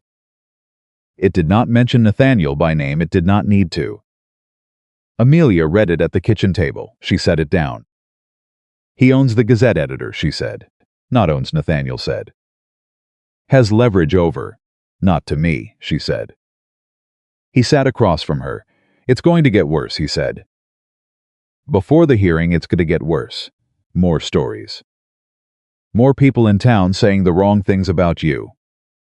Montgomery needs the town convinced before we walk into that courtroom. She looked at him directly. I know, she said. I've been thinking about that. She paused. We need to talk to people. Not through lawyers. Not through the newspaper. Directly. She folded her hands on the table. Clara Howell has friends in this county. Joseph Aldridge's family has been here for 3 generations. Mrs. Pendergast goes to church with half the county. She held his gaze. The people Montgomery is trying to convince they know these families. If Clara Howell tells her neighbors what Montgomery did to her, that means more than anything we put in a court filing. Nathaniel looked at her. You want to take this public before the hearing, he said. I want people to know the truth before Croft gets to tell them his version of it, she said. Yes, that's a risk. It gives Montgomery's lawyers more to respond to. And it means putting Clara and Joseph and Mrs. Pendergast in front of people before they've had the protection of the courtroom. I know the risk, she said. But I also know this county. If we go into that hearing and the town has already decided I'm a confused girl being used by a rich man's grudge, it doesn't matter what the judge says. It matters what the people say afterward. It matters whether Montgomery can walk out of that courtroom and still have everyone he meets treat him like a pillar of the community. Nathaniel was quiet. She was right. He knew she was right. Not just about the strategy, about the thing underneath the strategy. The thing she'd said in the kitchen that first week. I want him to have to say it. Out loud. In front of the people who believed him. Talk to Clara first, he said. See if she's willing. She's willing, Amelia said. I already asked her. He looked at her. When? Yesterday. He leaned back in his chair. You went into town yesterday, he said. Alone, Mrs. Holt came with me, she said, to the market. And while Mrs. Holt was at the market, I had coffee with Clara Howell, she said. Without a trace of apology. She's going to talk to the women's church group on Sunday. Joseph Aldridge is going to talk to the Farmers Association Thursday morning. Mrs. Pendergast, as you organize this, he said. While I was in meetings with Ford. You were very busy, she said. He looked at her for a long moment. Then something cracked open on his face that was not quite a smile and not quite awe and was somewhere in the territory between them. I told you I wasn't going to stand behind you and wait, she said quietly. You did, he said. I believed you. No, you didn't, she said. Not entirely. You thought you were protecting me by keeping me involved just enough. She held his gaze. I understand why. You're used to being the one who knows the plan. I'm used to being the one the plan is about. She paused. But I'm not just the person this happened to. I'm the person fighting back. Those are different things. The kitchen was very quiet. Outside, one of the ranch hands was calling to another across the yard. And a horse answered from the corral. Tell me what else you've planned, he said. There's one more thing, she said. And you're not going to like it. He waited. She reached into the pocket of her apron and pulled out a folded piece of paper. Unfolded it on the table. It was a letter. He looked at the salutation. It was addressed to Paul Garrett. He looked up. You wrote to Montgomery's investigator, he said. I invited him to come speak with me, she said. Here. At your house. Before the hearing. Nathaniel stared at her. Why, he said. Because Garrett is looking for information about my father, she said. I have more information about my father than anyone alive. And I can tell him everything, every account, every record. Every decision my father ever made, and every piece of it is going to be true, and every piece of it is going to be clean. She met his eyes. And when he sits across from me and realizes there is absolutely nothing he can manufacture out of James Carter's life that I can't immediately account for, he's going to have to go back to Montgomery and say he's got nothing. Nathaniel looked at the letter. Looked at her. Or, he said, Garrett takes everything you tell him and uses it to build a different story. Everything I tell him is the truth, she said. You can't build a lie out of a truth if the truth is solid enough. Amelia, I know the risk, she said again. And the way she said it, not dismissive, not reckless. Just absolutely clear-eyed, stopped him. I know what I'm doing. I know my father's records better than Garrett ever will. He's fishing. I'm offering him the whole lake, and every fish in it is accounted for. She held his gaze. Trust me. The two words sat in the air between them. He thought about all the places trust had cost him. All the times he'd been certain of something and been wrong. All the years he'd spent being very careful about what he gave people. Because he'd learned early that things given could be taken. Then he thought about an $11 discrepancy, circled in pencil. About a strongbox key sewn into a coat lining. About a woman who had organized 3 witnesses while he wasn't looking and hadn't needed to tell him about it at all. All right, he said. She looked slightly surprised. All right, she repeated. I trust you, he said. Simply, without condition. She looked at him for a moment in a way he couldn't entirely read, and then she picked up the letter and folded it again. Carefully, like it was something she intended to keep. Garrett came on a Tuesday afternoon. He was a compact, quiet man of about 50, with careful eyes that moved around a room the way a craftsman's hands move over wood assessing. Measuring, looking for the grain. He sat at Nathaniel's kitchen table, and he looked at Amelia with those careful eyes, and he said, very politely, that he appreciated her invitation. I imagine you do, Amelia said. Nathaniel sat in the corner of the room and said nothing. Garrett spent 2 hours with Amelia. She answered every question. She produced records when they were relevant. She corrected 3 things Garrett had apparently been told about her father's finances that were simply wrong, wrong without malice. She explained, just the product of misremembering and third-hand information. She did it without defensiveness, without heat, in the same precise, quiet way she had always done things, like someone explaining arithmetic to a student who'd gotten the wrong answer. Not accusing them of cheating. At the end of 2 hours, Garrett closed his notebook. He looked at Amelia. Then he looked at Nathaniel. Mr. Whitlock, he said, this woman's father was one of the most careful record keepers I've encountered in 20 years of this work. He paused. There is nothing here. Nothing that can be used. Another pause. I'm going to tell Montgomery that, I know, Amelia said. Garrett looked at her. You knew I'd say that when you invited me, he said. Not accusing, genuinely noting it. I hoped you would, she said. You seemed like a man who does his actual job, rather than just what he's paid to do. Garrett's careful eyes moved over her face. You're going to win this, he said quietly. You know that. Yes, she said. I know that. After Garrett left, Nathaniel stayed at the kitchen table for a moment. He was looking at the space where Garrett had been sitting. "He's going to tell Montgomery tonight," he said. "Yes," Amelia said.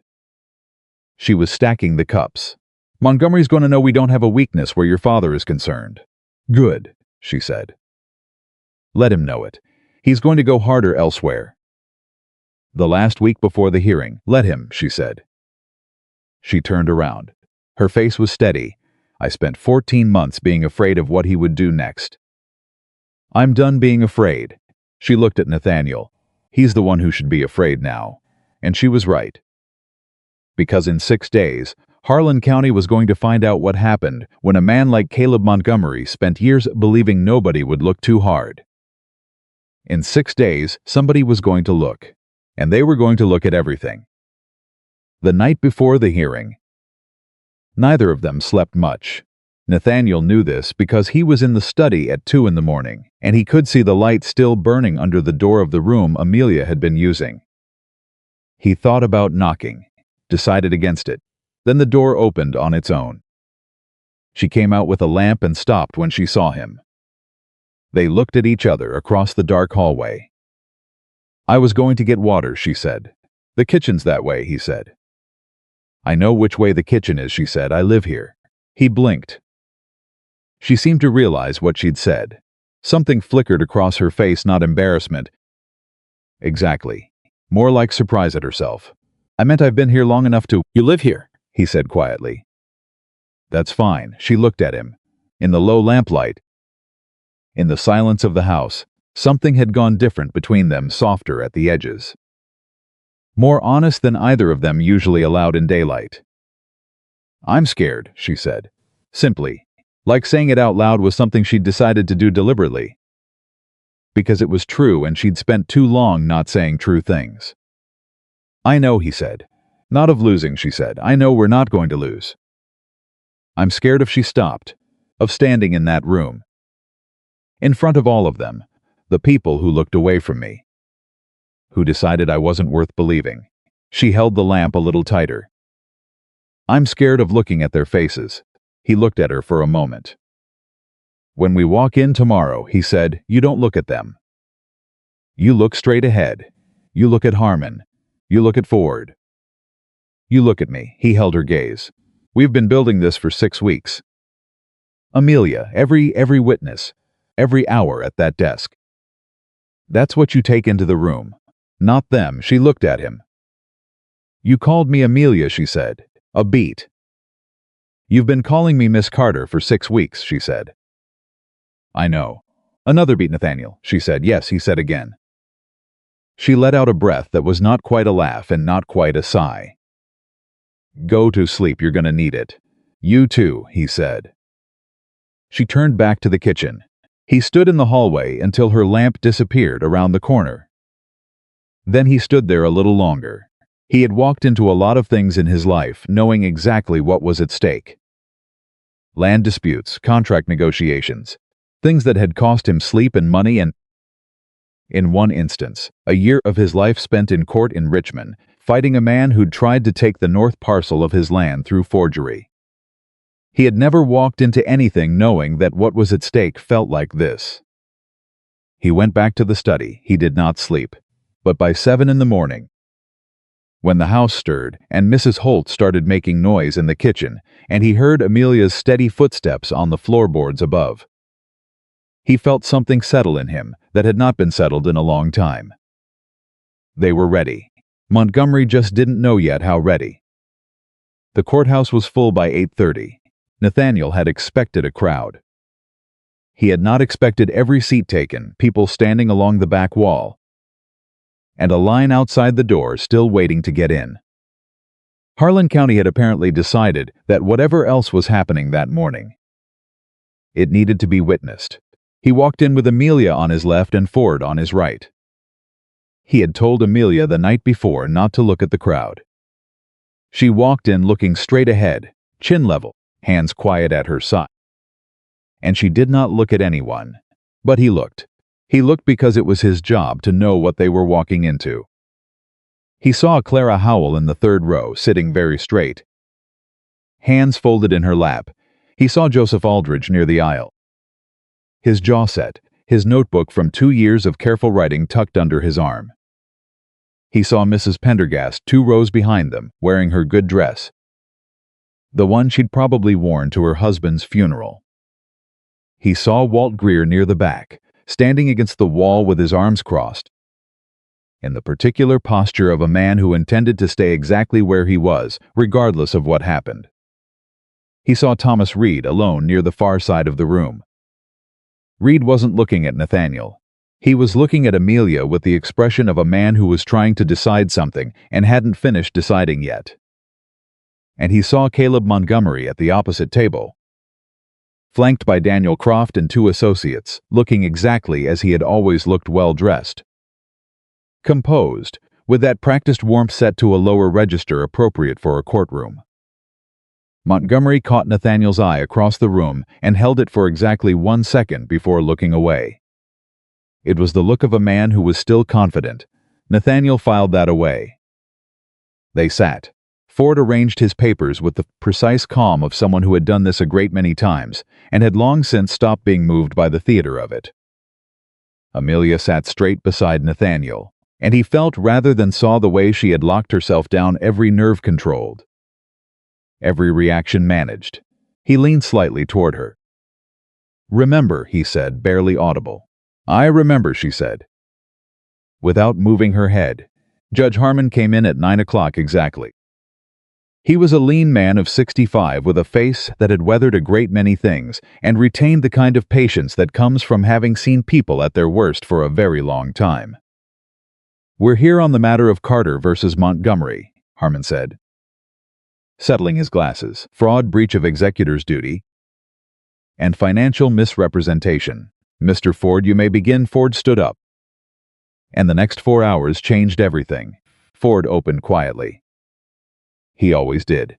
He started with facts, plain, unadorned facts, dates, amounts, property descriptions. The kind of opening that made Croft visibly relax, because it sounded like paperwork rather than a case. That was the point. He let Montgomery's side get comfortable. He let Croft settle into the rhythm of what looked like a manageable dispute.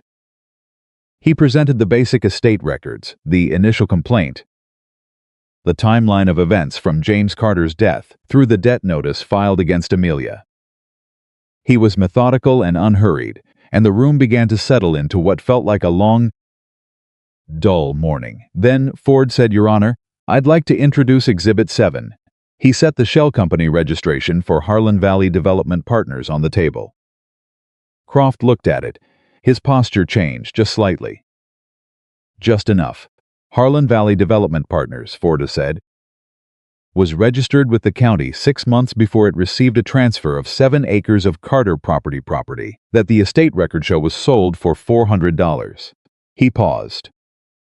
The market value of that parcel at the time of transfer was approximately $2,200. Another pause. "The principal officer of Harlan Valley Development Partners is listed here as C. Montgomery." The room moved. It was a sound more than emotion, a collective intake. A shift. Harmon looked at the document, then at Montgomery.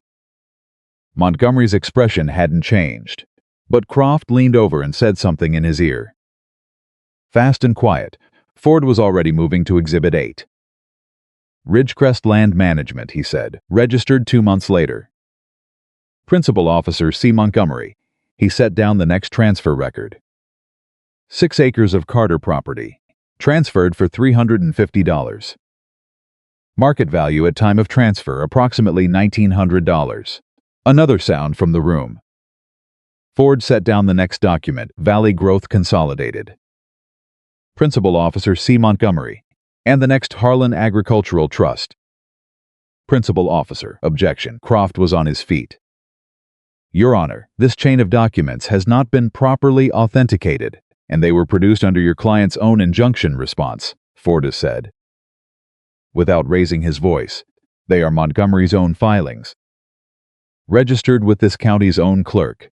I'm not sure what authentication, Mr. Croft requires beyond the county seal already on each one." Harmon looked at Croft. Croft sat down. Ford continued.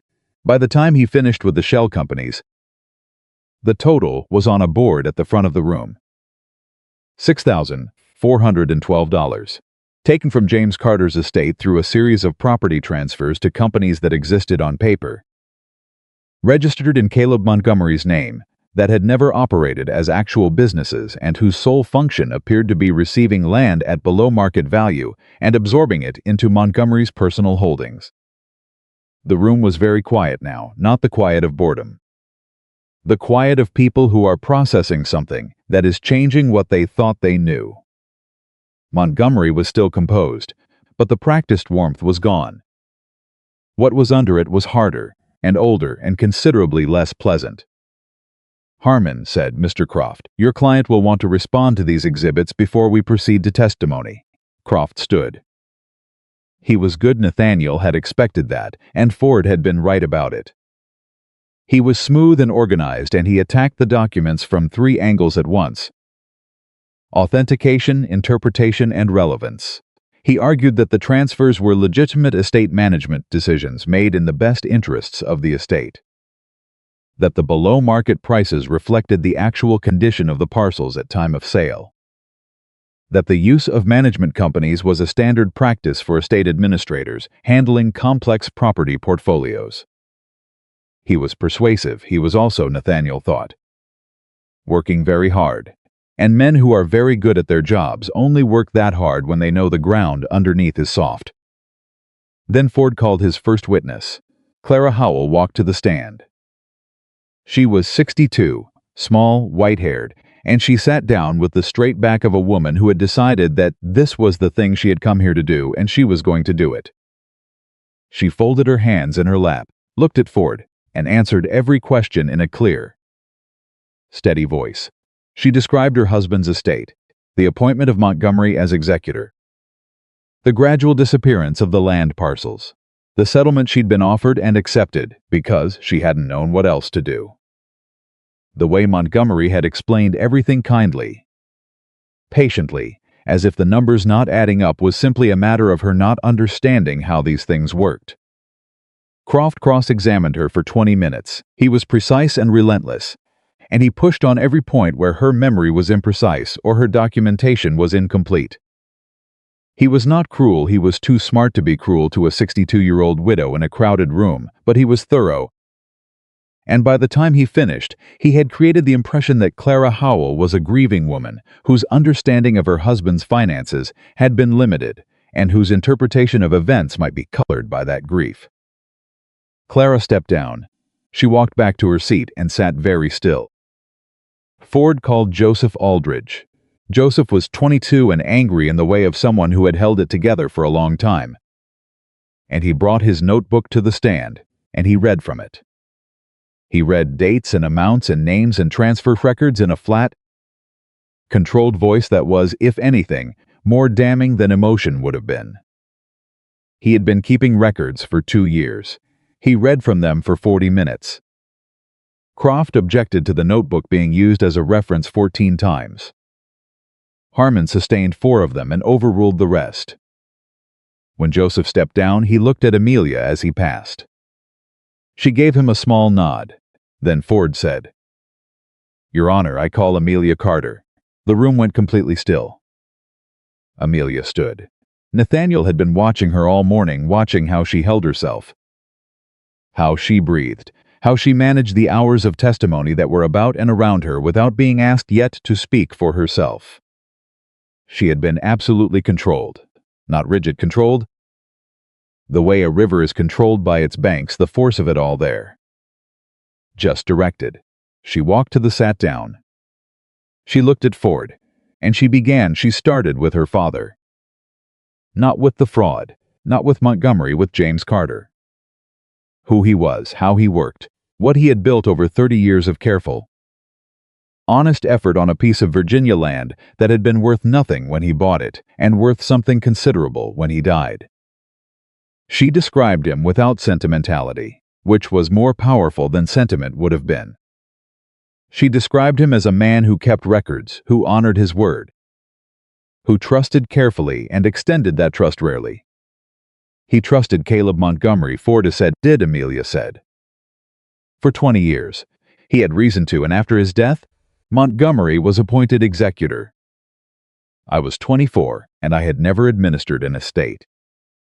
I trusted the process because my father had trusted Montgomery. She paused. That was the assumption Montgomery was counting on.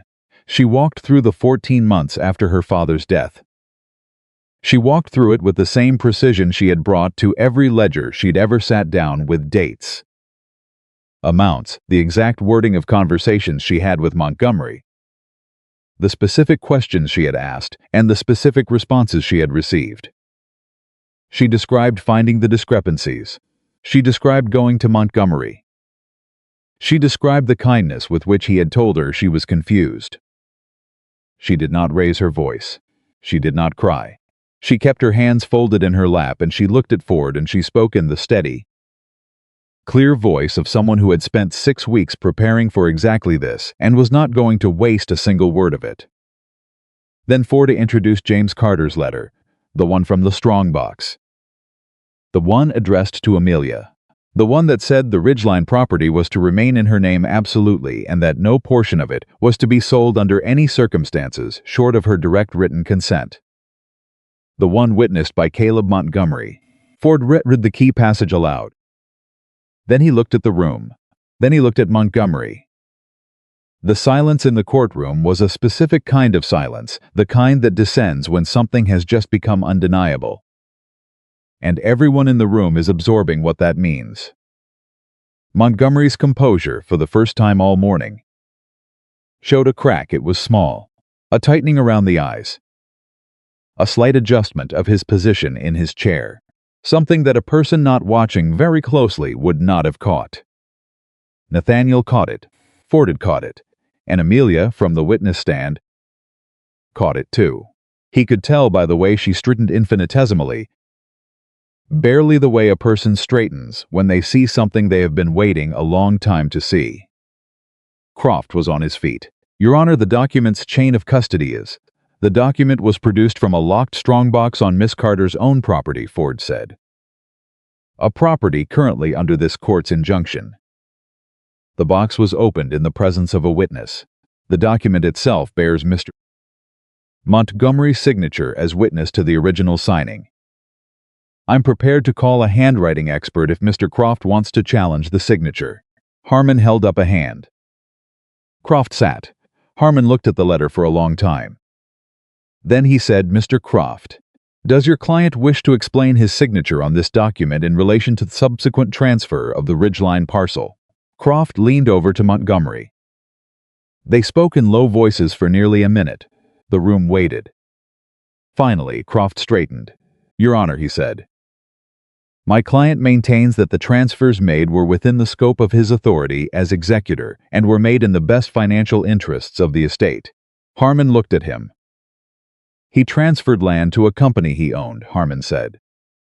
After witnessing a document expressly prohibiting the transfer of that land without the heir's consent, Your Honor, that is not a question. Mr. Croft, Harmon said, that is a statement of what these documents show. Your client's explanation will need to be considerably more specific than what you've given me, Croft said. My client would like to make a brief statement. The room moved again. That sound, that collective shift. Nathaniel looked at Amelia. She was looking at Montgomery. Montgomery stood. He was still well-dressed, still silver-haired, still composed in the surface way of a man who had learned to perform composure so thoroughly that it had become reflexive. But underneath it, something was different now. He was a man who had just watched his own documents turned against him in a room full of people who knew him. And the particular confidence of someone who has never genuinely believed they'd have to answer for anything was for the first time gone. Your Honor, Montgomery said, the management of these estates was complex. Decisions were made under difficult circumstances and with limited information. I made choices that in retrospect, Mr. Montgomery, Harmon said. Did you or did you not transfer property belonging to the Carter estate to companies registered in your own name? At prices substantially below market value, without the knowledge or consent of the estate's heir. A pause. The kind of pause that is its own answer. The transfers were authorized under. Yes or no? Mr. Montgomery, the room held its breath. Montgomery looked at his lawyer. Croft gave him nothing, the particular blankness of a lawyer who has just watched the situation exceed his ability to manage it. The transfers were made, Montgomery said, under my authority. As that is a yes, Harmon said. He wrote something down, and something broke in the room, not loudly, not dramatically, but the way a dam breaks when the water has been pressing long enough. People looked at each other. Clara Howell's hand went to her mouth. Joseph Aldridge let out a breath that he'd apparently been holding for 2 years. Mrs. Pendergast sat very still with her eyes closed for a moment, and then opened them, and her face was different than it had been all morning. Nathaniel looked at Amelia. She was still looking at Montgomery. Her face had not changed. Her hands were still folded in her lap. But her eyes, those dark, sharp eyes that had been burning even on the night he'd found her in the rain, were very bright. Croft made 3 more attempts over the next hour. He challenged the Pendergast testimony on procedural grounds. He questioned the chain of custody on 2 of the Shell Company documents. He argued, at some length and with genuine skill, that the estate law of 1872 gave executors broader latitude than Forda was representing. Harmon listened to all of it. Then Harmon said, "I've heard enough for today's proceeding. We'll recess for 1 hour and return for closing statements." The room exhaled. Nathaniel stood and turned to Amelia, who was stepping down from the witness stand. She walked back to the table and sat down, and for a moment she just sat there with her hands flat on the table in front of her. Looking at them. "You all right?" he said. "Yes," she said. "A beat. No, another beat. Ask me again in an hour." He almost said something. Didn't. Just stayed there beside her while Ford organized papers and the room moved around them and Montgomery's lawyers huddled at their table on the other side of the room. Then something happened that none of them had planned for. Thomas Reed stood up. He had been sitting near the far wall all morning. Not speaking, not moving. He had watched everything, every document, every witness, every moment of Montgomery's cracking with the expression of a man watching something he couldn't stop and wasn't sure anymore he wanted to stop. He stood up and walked to Harmon's clerk. He said something. The clerk looked at him, then at the judge's door, then back at Reed. Reed said something else. The clerk went through the door. Nathaniel had watched all of this from across the room. "What is he doing?" Amelia said. "I don't know," Nathaniel said. The clerk came back out and spoke to Reed. Reed nodded. He turned and looked across the room, not at Nathaniel, at Amelia. And in the look was something that Nathaniel couldn't entirely name: guilt. And something older than guilt, and the particular expression of a man who has been making a calculation for months and has finally arrived at an answer he doesn't particularly like but can't argue with anymore. When court resumed, Harmon said, before Ford could begin his closing, "I've been informed that there is a witness who wishes to offer voluntary testimony." Thomas Reed. Croft was on his feet instantly. "Your Honor, we object to—" "He's not your witness, Mr. Croft," Harmon said. "Sit down." Reed walked to the stand. He sat. He looked at the room, at the people who knew him, at Clara Howell and Joseph Aldridge and Mrs. Pendergast, and finally briefly at Amelia. "Mr. Reed," Harmon said, "you may speak." Reed folded his hands on the railing. "I was paid by Caleb Montgomery," he said, "to court Amelia Carter and to keep her from investigating her father's estate while the property transfers were completed." He said it without preamble, without softening, in the flat voice of a man who has decided that the only way through something is directly. "I received $450 over the course of 8 months. I reported to Montgomery on what she was doing, what she was finding, what she suspected. When she confronted me, I ended the engagement. Montgomery filed the debt notice the following day, as we had agreed he would if the situation required it." The room was absolutely silent. Amelia was looking at Reed. Her face had done something that Nathaniel could not entirely read. Not shock, she had known what Reed had done, not satisfaction. though he would have understood that. Something more complicated. Something that looked, from where he was sitting, like the expression of a person watching a wound be properly cleaned for the first time. Painful and necessary, and underneath both a relief so deep it almost looked like grief. Croft said, "Your Honor, Mr. Croft." Harmon said, and his tone had changed. Harmon had been patient all morning, with the patient precision of a man who let things develop at their own pace, who understood that evidence needed to breathe. But his tone now had the quality of a door closing. If you have a legal objection to testimony being given freely and under oath by a willing witness, I'm prepared to hear it. If you intend to simply register your displeasure, save it. Croft sat. Harmon looked at Reed. "Is there anything further you wish to add?" he said. Reed said, "Montgomery told me Amelia Carter was a difficult woman who didn't understand her situation and needed to be managed." He stopped. "She understood her situation better than anyone. She just didn't have anyone who believed her." He looked at the room. "I'm sorry for my part in making sure of that." He stepped down. He walked back to his seat. He did not look at Montgomery. Montgomery, for the first time all morning, was looking at the table in front of him rather than at the room. The composure was still there, the posture, the set of the shoulders, but it was the composure of a structure that has lost its foundation.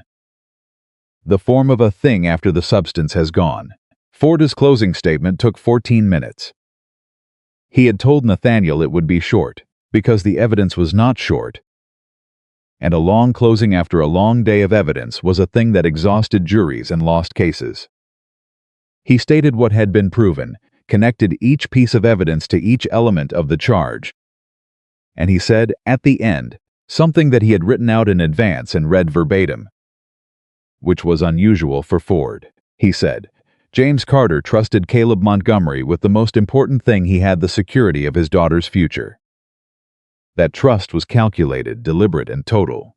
Montgomery knew it when he accepted the appointment, and he used it systematically and over a sustained period of time for his own financial gain. The victims of this fraud were not abstractions. They were Clara Howell and the Marsh family, and Ruth Pendergast and Joseph Aldridge's mother, and a 25-year-old woman left in the rain on a back road because every support she had been stripped of, so carefully and so thoroughly, that she had stopped expecting anyone to look for her. This court has the power to say that what was done here was done to people who mattered. I ask you to use it." The room was very quiet when Forda sat down. Croft's closing ran to 35 minutes and was technically accomplished, and made several strong procedural arguments and convinced. Nathaniel estimated no one. Harmon recessed to consider. He came back in 40 minutes. 40 minutes was fast. Nathaniel had been in enough legal proceedings to know that 40 minutes, for a case of this complexity, was either a very bad sign or a very good one, and the difference was usually evident the moment the judge sat down. Harmon sat down. He looked at the room. Then he looked at Caleb Montgomery. "I find in favor of the plaintiff on all counts," he said.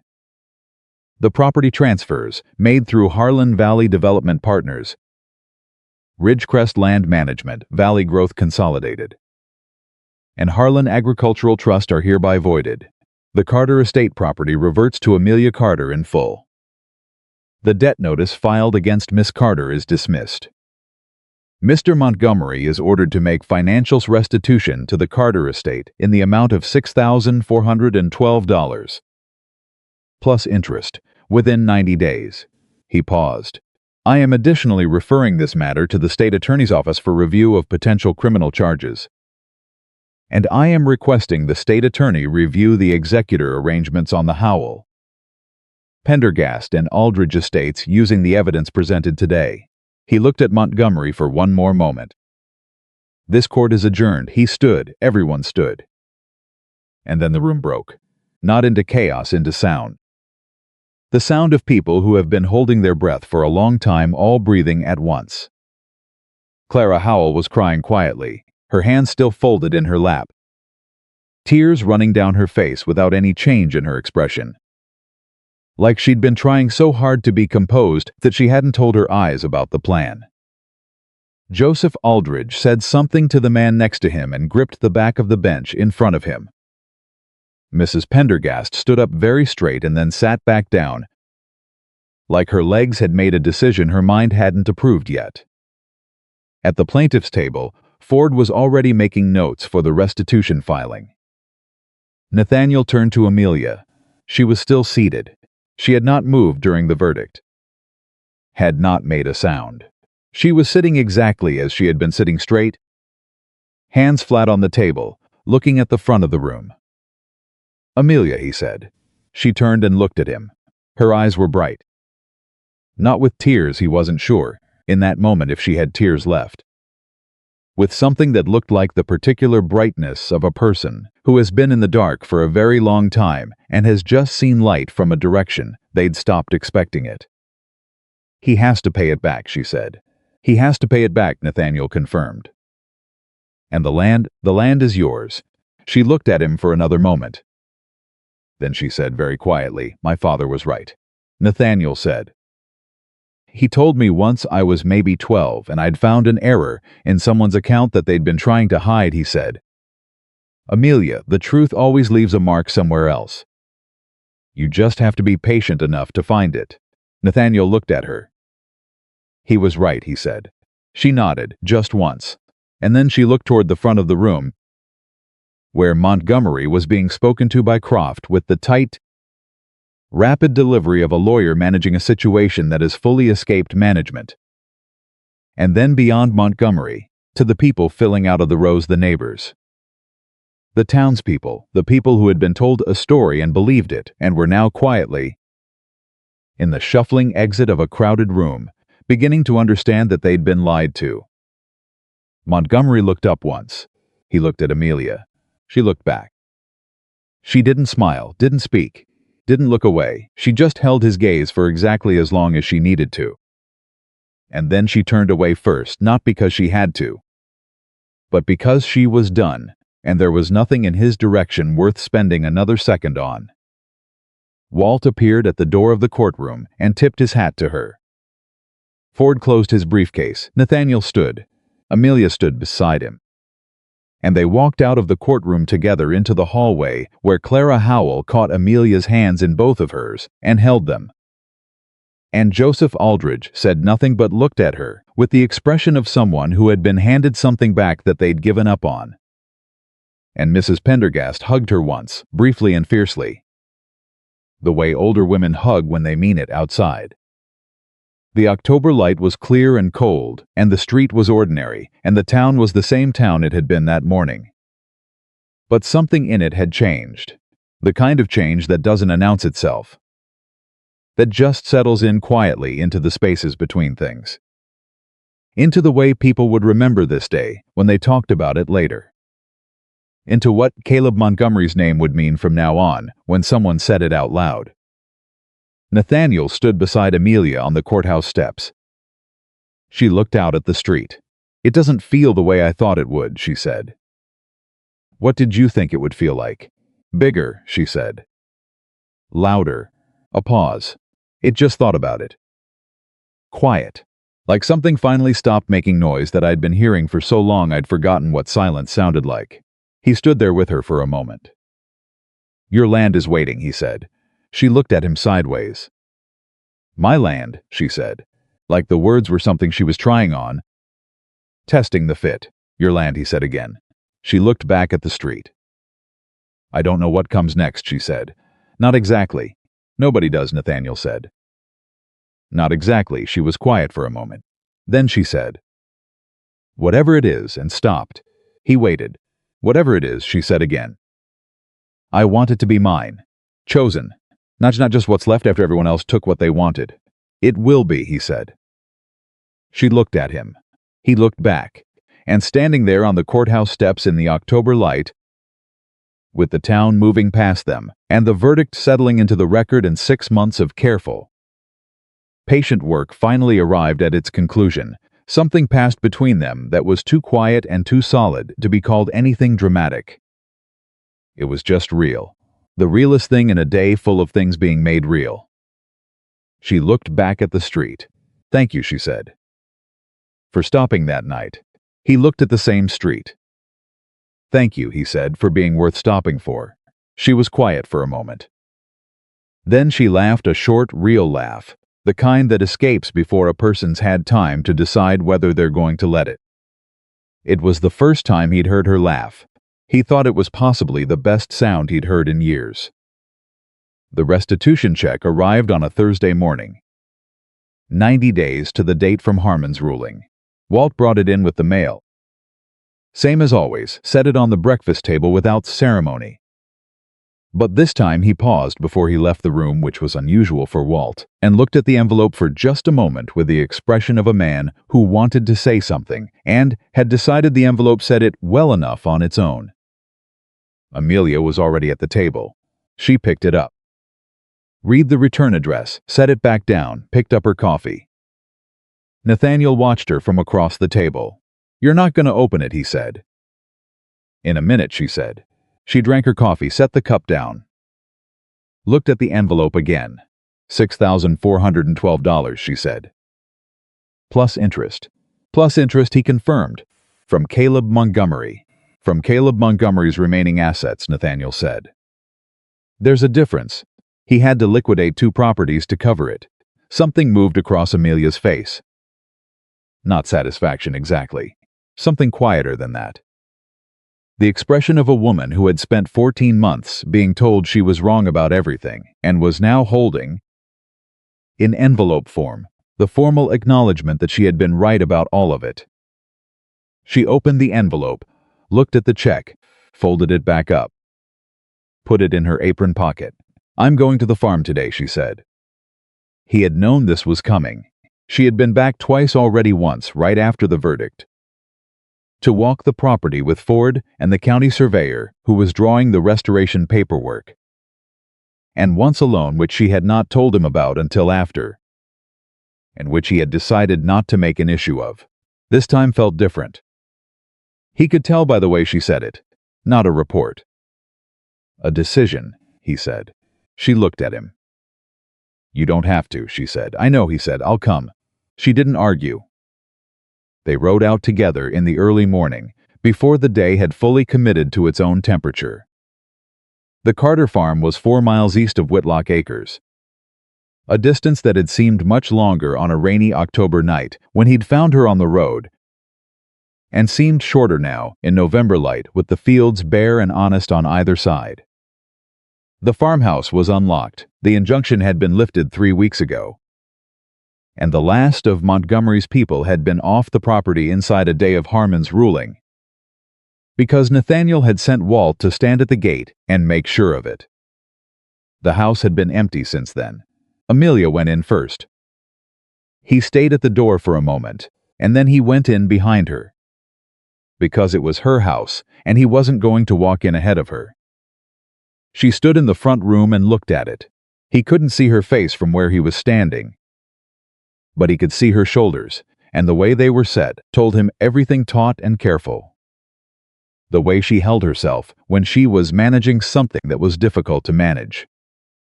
Then she moved. She went to the window and opened it. She went to the next room and opened that window too. She moved through the house, opening windows, one after another, letting the November cold in, like she was airing out something that had been sealed too long. He followed at a distance. When she came back to the front room, she looked at him. "It smells like them," she said. "Montgomery's people. They were in here for months." "It'll go," he said. "I know," she said. She looked around the room. "My father's desk is gone. They sold it or took it. The books are gone." She said it without inflection. "A lot of things are gone. A lot of things are still here," he said. She looked at him. "Yes," she said, "they are." She crossed to the far wall and put her hand flat against it. The way you put your hand on something to feel whether it's solid. The wall was solid. She stood like that for a moment.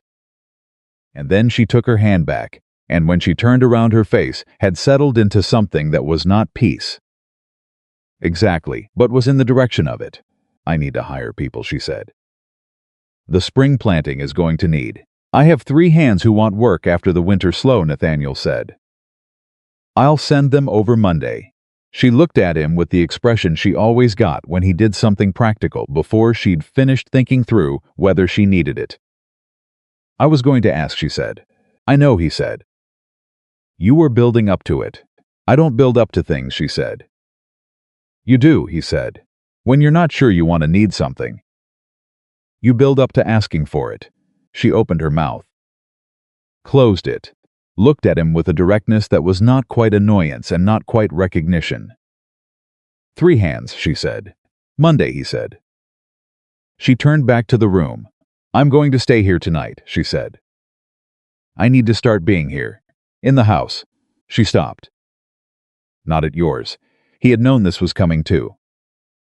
And he understood it in the way that he understood most things about her by now. Which was to say that he understood the reason underneath the reason. She needed the farm to be hers again, completely and without qualification. Which meant she needed to stop living in his house. Which was right, which was correct and sensible, and the kind of decision he would have made himself in her position. He also understood, standing in that front room with the November air coming through the open windows, that he was going to miss her at that breakfast table considerably more than he was prepared to say out loud. I'll have Mrs. Holt send supplies, he said. I can get my own supplies, she said. Mrs. Holt will be offended if you don't let her, he said. It's easier to let her. A pause. Fine, Amelia said. The town changed slowly and then all at once. In the 2 weeks after the verdict, Nathaniel noticed it in small ways first.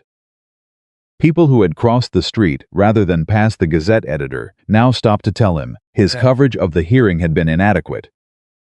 Which it had been, because the Gazette had buried the verdict in 4 paragraphs on page 5 and managed to make it sound ambiguous. The editor lasted another month before the paper's subscribers made their dissatisfaction known loudly enough that he printed a full correction and a longer account of the trial. Which must have cost him something, because he looked like a man who had swallowed something uncomfortable for several days afterward. Montgomery himself became a specific kind of ghost.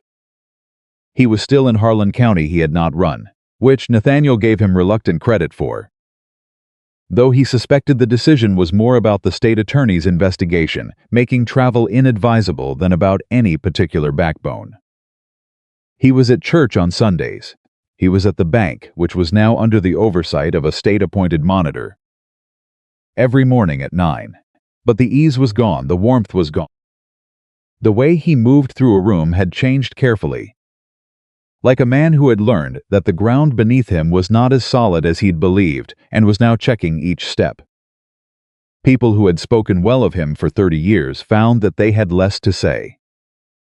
People who had kept quiet about what they'd seen or suspected for reasons of practicality or self-preservation found, now that the reasons were gone, that they had quite a bit to say. Clara Howell told Nathaniel 3 weeks after the verdict that she had received more visitors in 1 month than in the previous 3 years combined. Neighbors who had known what happened to her farm and said nothing. Friends of her husband who had done business with Montgomery and felt, now that it was safe, the retroactive discomfort of their own silence. She received them all, made them coffee, and listened to them carefully. I'm not forgiving them, she told Nathaniel, but I'm letting them say it. Because the saying is the first part of it being true. He thought about that for several days. The state attorney's investigation moved with the particular deliberate pace of official processes, which was to say it moved slower than anyone wanted and faster than Montgomery had hoped. By December, 2 more executor cases had been opened for review. By January, there were 3 more. Ford had told Nathaniel about each development in their twice-weekly meetings, in the same dry, factual tone he used for everything. Which was how Nathaniel knew when something was significant. Ford's tone didn't change. But the speed at which he delivered information did. And when things were going particularly well, he went faster. Ford went quite fast through January. Amelia was on the farm through all of it. She was not a person who called on people without reason. And she was not a person who reported in. She sent a note when something significant happened when the first of Nathaniel's 3 hands arrived Monday morning and was set immediately to work by someone who clearly had a very specific plan for what needed doing. She sent a note that said men arrived. Efficient.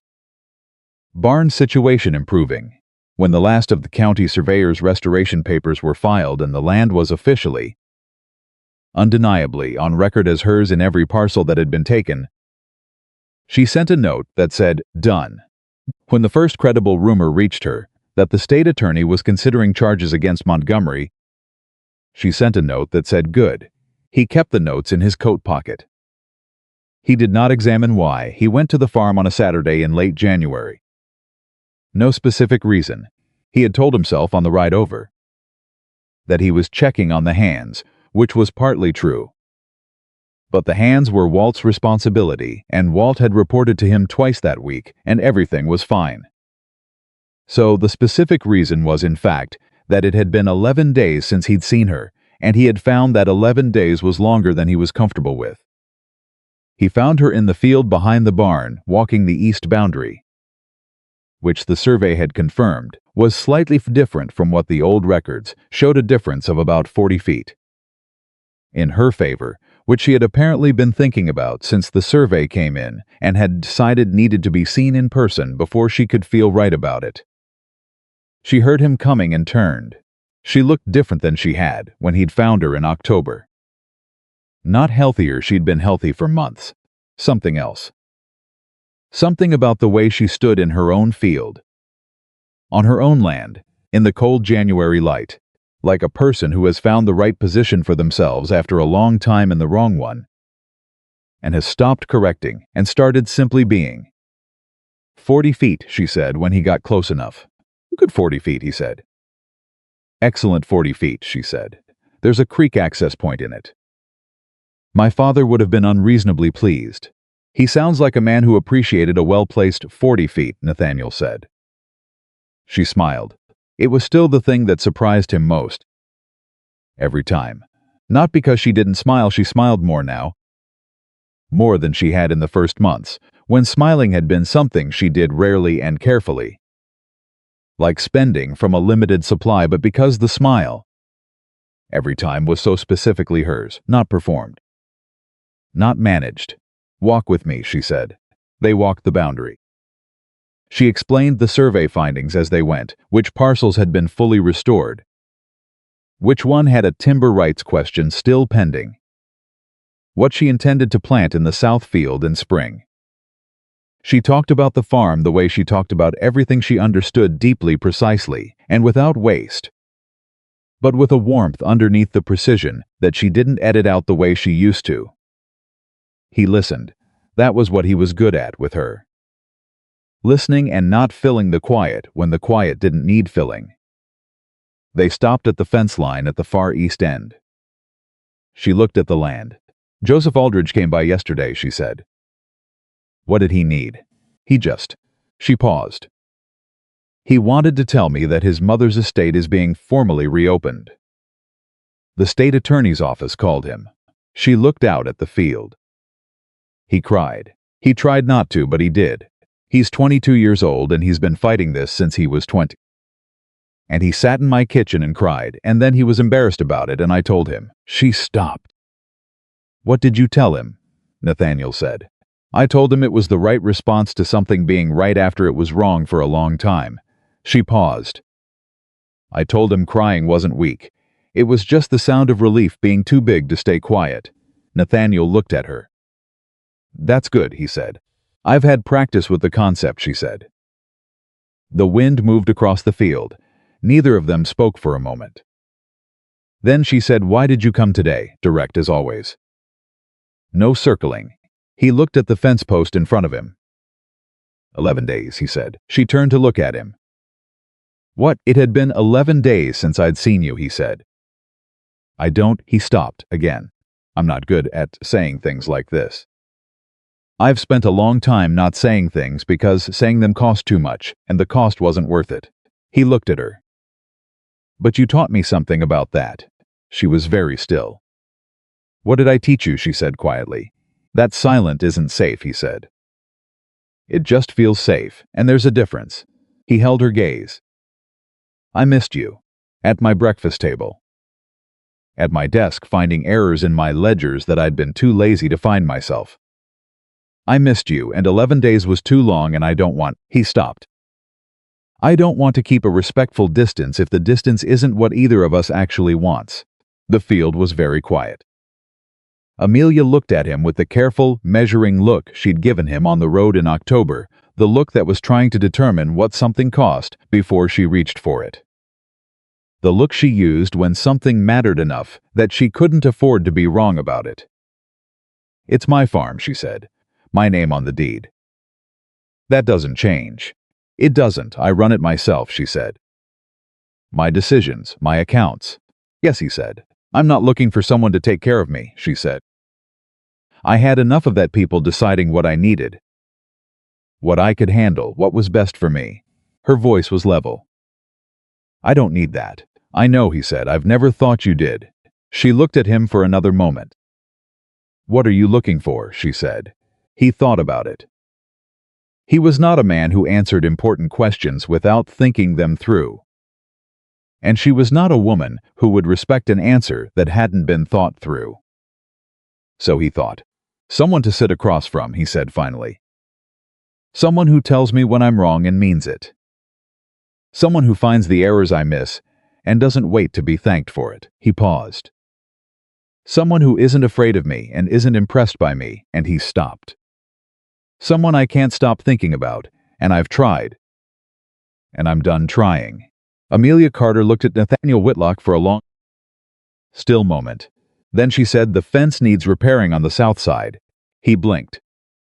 The what? The south fence, she said. 2 posts are loose. I was going to have your men do it, but if you're going to be here anyway— A pause. The corner of her mouth was doing something that was not quite a smile, and was definitely not a smile. He looked at her. You want me to fix fence posts, he said. I want you to stop standing in my field making speeches, she said. And do something useful.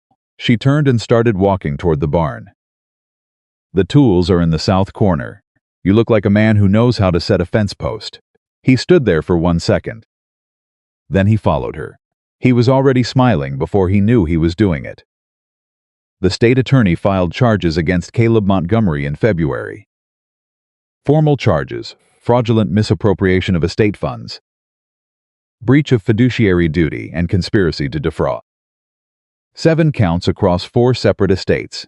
Filing was 32 pages long and cited, among other evidence, the Shell Company documents, the testimonies of Clara Howell, Joseph Aldridge, and Ruth Pendergast, the handwriting authenticated letter from James Carter, and the voluntary testimony of Thomas Reed, who had by that point formalized his cooperation with the state attorney's office in an agreement that reduced his own exposure in exchange for a complete and documented account of his arrangement with Montgomery. Reed had come to Amelia before he signed the agreement. He had knocked on the farmhouse door on a gray February morning and stood there when she opened it with his hat in his hands, which Nathaniel thought was either genuine remorse or a very good performance of it, and had learned over the past months that with Thomas Reed it was probably both at once. Because Reed was the particular kind of man who was not entirely bad, but had made bad decisions for bad reasons and understood that. And the understanding didn't redeem the decisions, but it did make them slightly more legible. I need you to know, Reed said on the porch, that what I'm about to sign is everything. Nothing left out. Amelia looked at him. I know, she said. I'm not doing it for myself, he said. I mean, it helps me. The agreement helps me. But that's not— He stopped. I should have come forward in October, the night Whitlock found you on the road. I knew that night what I'd been part of, and I didn't. He stopped again. His jaw worked. I'm sorry, Amelia, I know I've said it before. I'm saying it again because I don't know what else to give you. She was quiet for a moment. Sign the agreement, she said. Tell the truth, all of it. She looked at him. That's what you can give me. Not the apology, the account. He nodded. All right, he said. He put his hat back on. He turned to go. Thomas, she said. He looked back. "I don't forgive you," she said. "Not yet. Maybe someday. But I want you to know that what you did in that courtroom standing up when you didn't have to, when it was already over and you could have stayed quiet, that meant something." She held his gaze. Not to me, to Joseph Aldridge, to Clara Howell. To the paused. They needed to hear someone say it who had been part of it, who had actually been inside the room. Reed stood there for a moment. "Thank you," he said quietly. "Don't thank me," she said. "Just be the person you were in that courtroom for longer than one morning." He left. Nathaniel, who had been inside the house and had heard everything through the open window, came to the door when Reed was gone. Amelia was still looking at the road. "You didn't have to say that," he said. "No," she said. "But my father used to say, you don't tell people the truth because they deserve to hear it. You tell them because you need to say it." She turned. "I needed to say it. Your father," he said. "Sounds like he was an exceptional man." "He was," she said. "He was also wrong about Caleb Montgomery, and he would have been the first to admit it. And the second thing matters as much as the first." She moved past him into the house. "Coffee, please," he said. Montgomery's trial was set for April.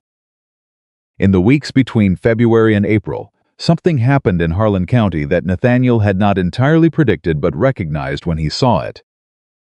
The town started talking differently, not about the trial, about what the trial meant, about what it said about the years before it, about the silence that had been kept by many people for many reasons, and about what that silence had cost. The conversations happened in kitchens and on front porches and after Sunday services. Not in the newspaper, not in any official forum, just people saying things to each other that they'd been sitting on for a long time. Clara Howell told Nathaniel that 3 separate women had come to her in February alone, asking whether they should look more closely at estate arrangements that hadn't felt right.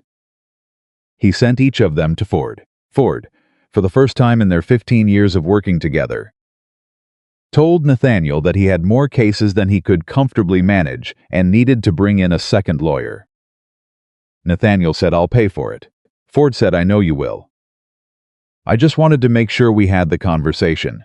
The second lawyer was a young woman named Catherine Marsh, no relation to the Marsh family, but from the same county, the same kind of background, the same understanding of what it meant when someone told you the numbers didn't add up and then told you to stop looking. She was 28 and sharp and had been practicing in Richmond for 3 years and was, as Ford put it in his dry way, considerably more energetic than I currently require, but possibly exactly what is needed. Amelia met her at Ford's office in March and came home that evening with the look of someone who had found something they hadn't known they were looking for. "She's going to be good," Amelia said. "Ford seems to think so," Nathaniel said. "Ford understated it," Amelia said. "She's been building cases against 3 separate estate fraud schemes in Richmond for the last 2 years.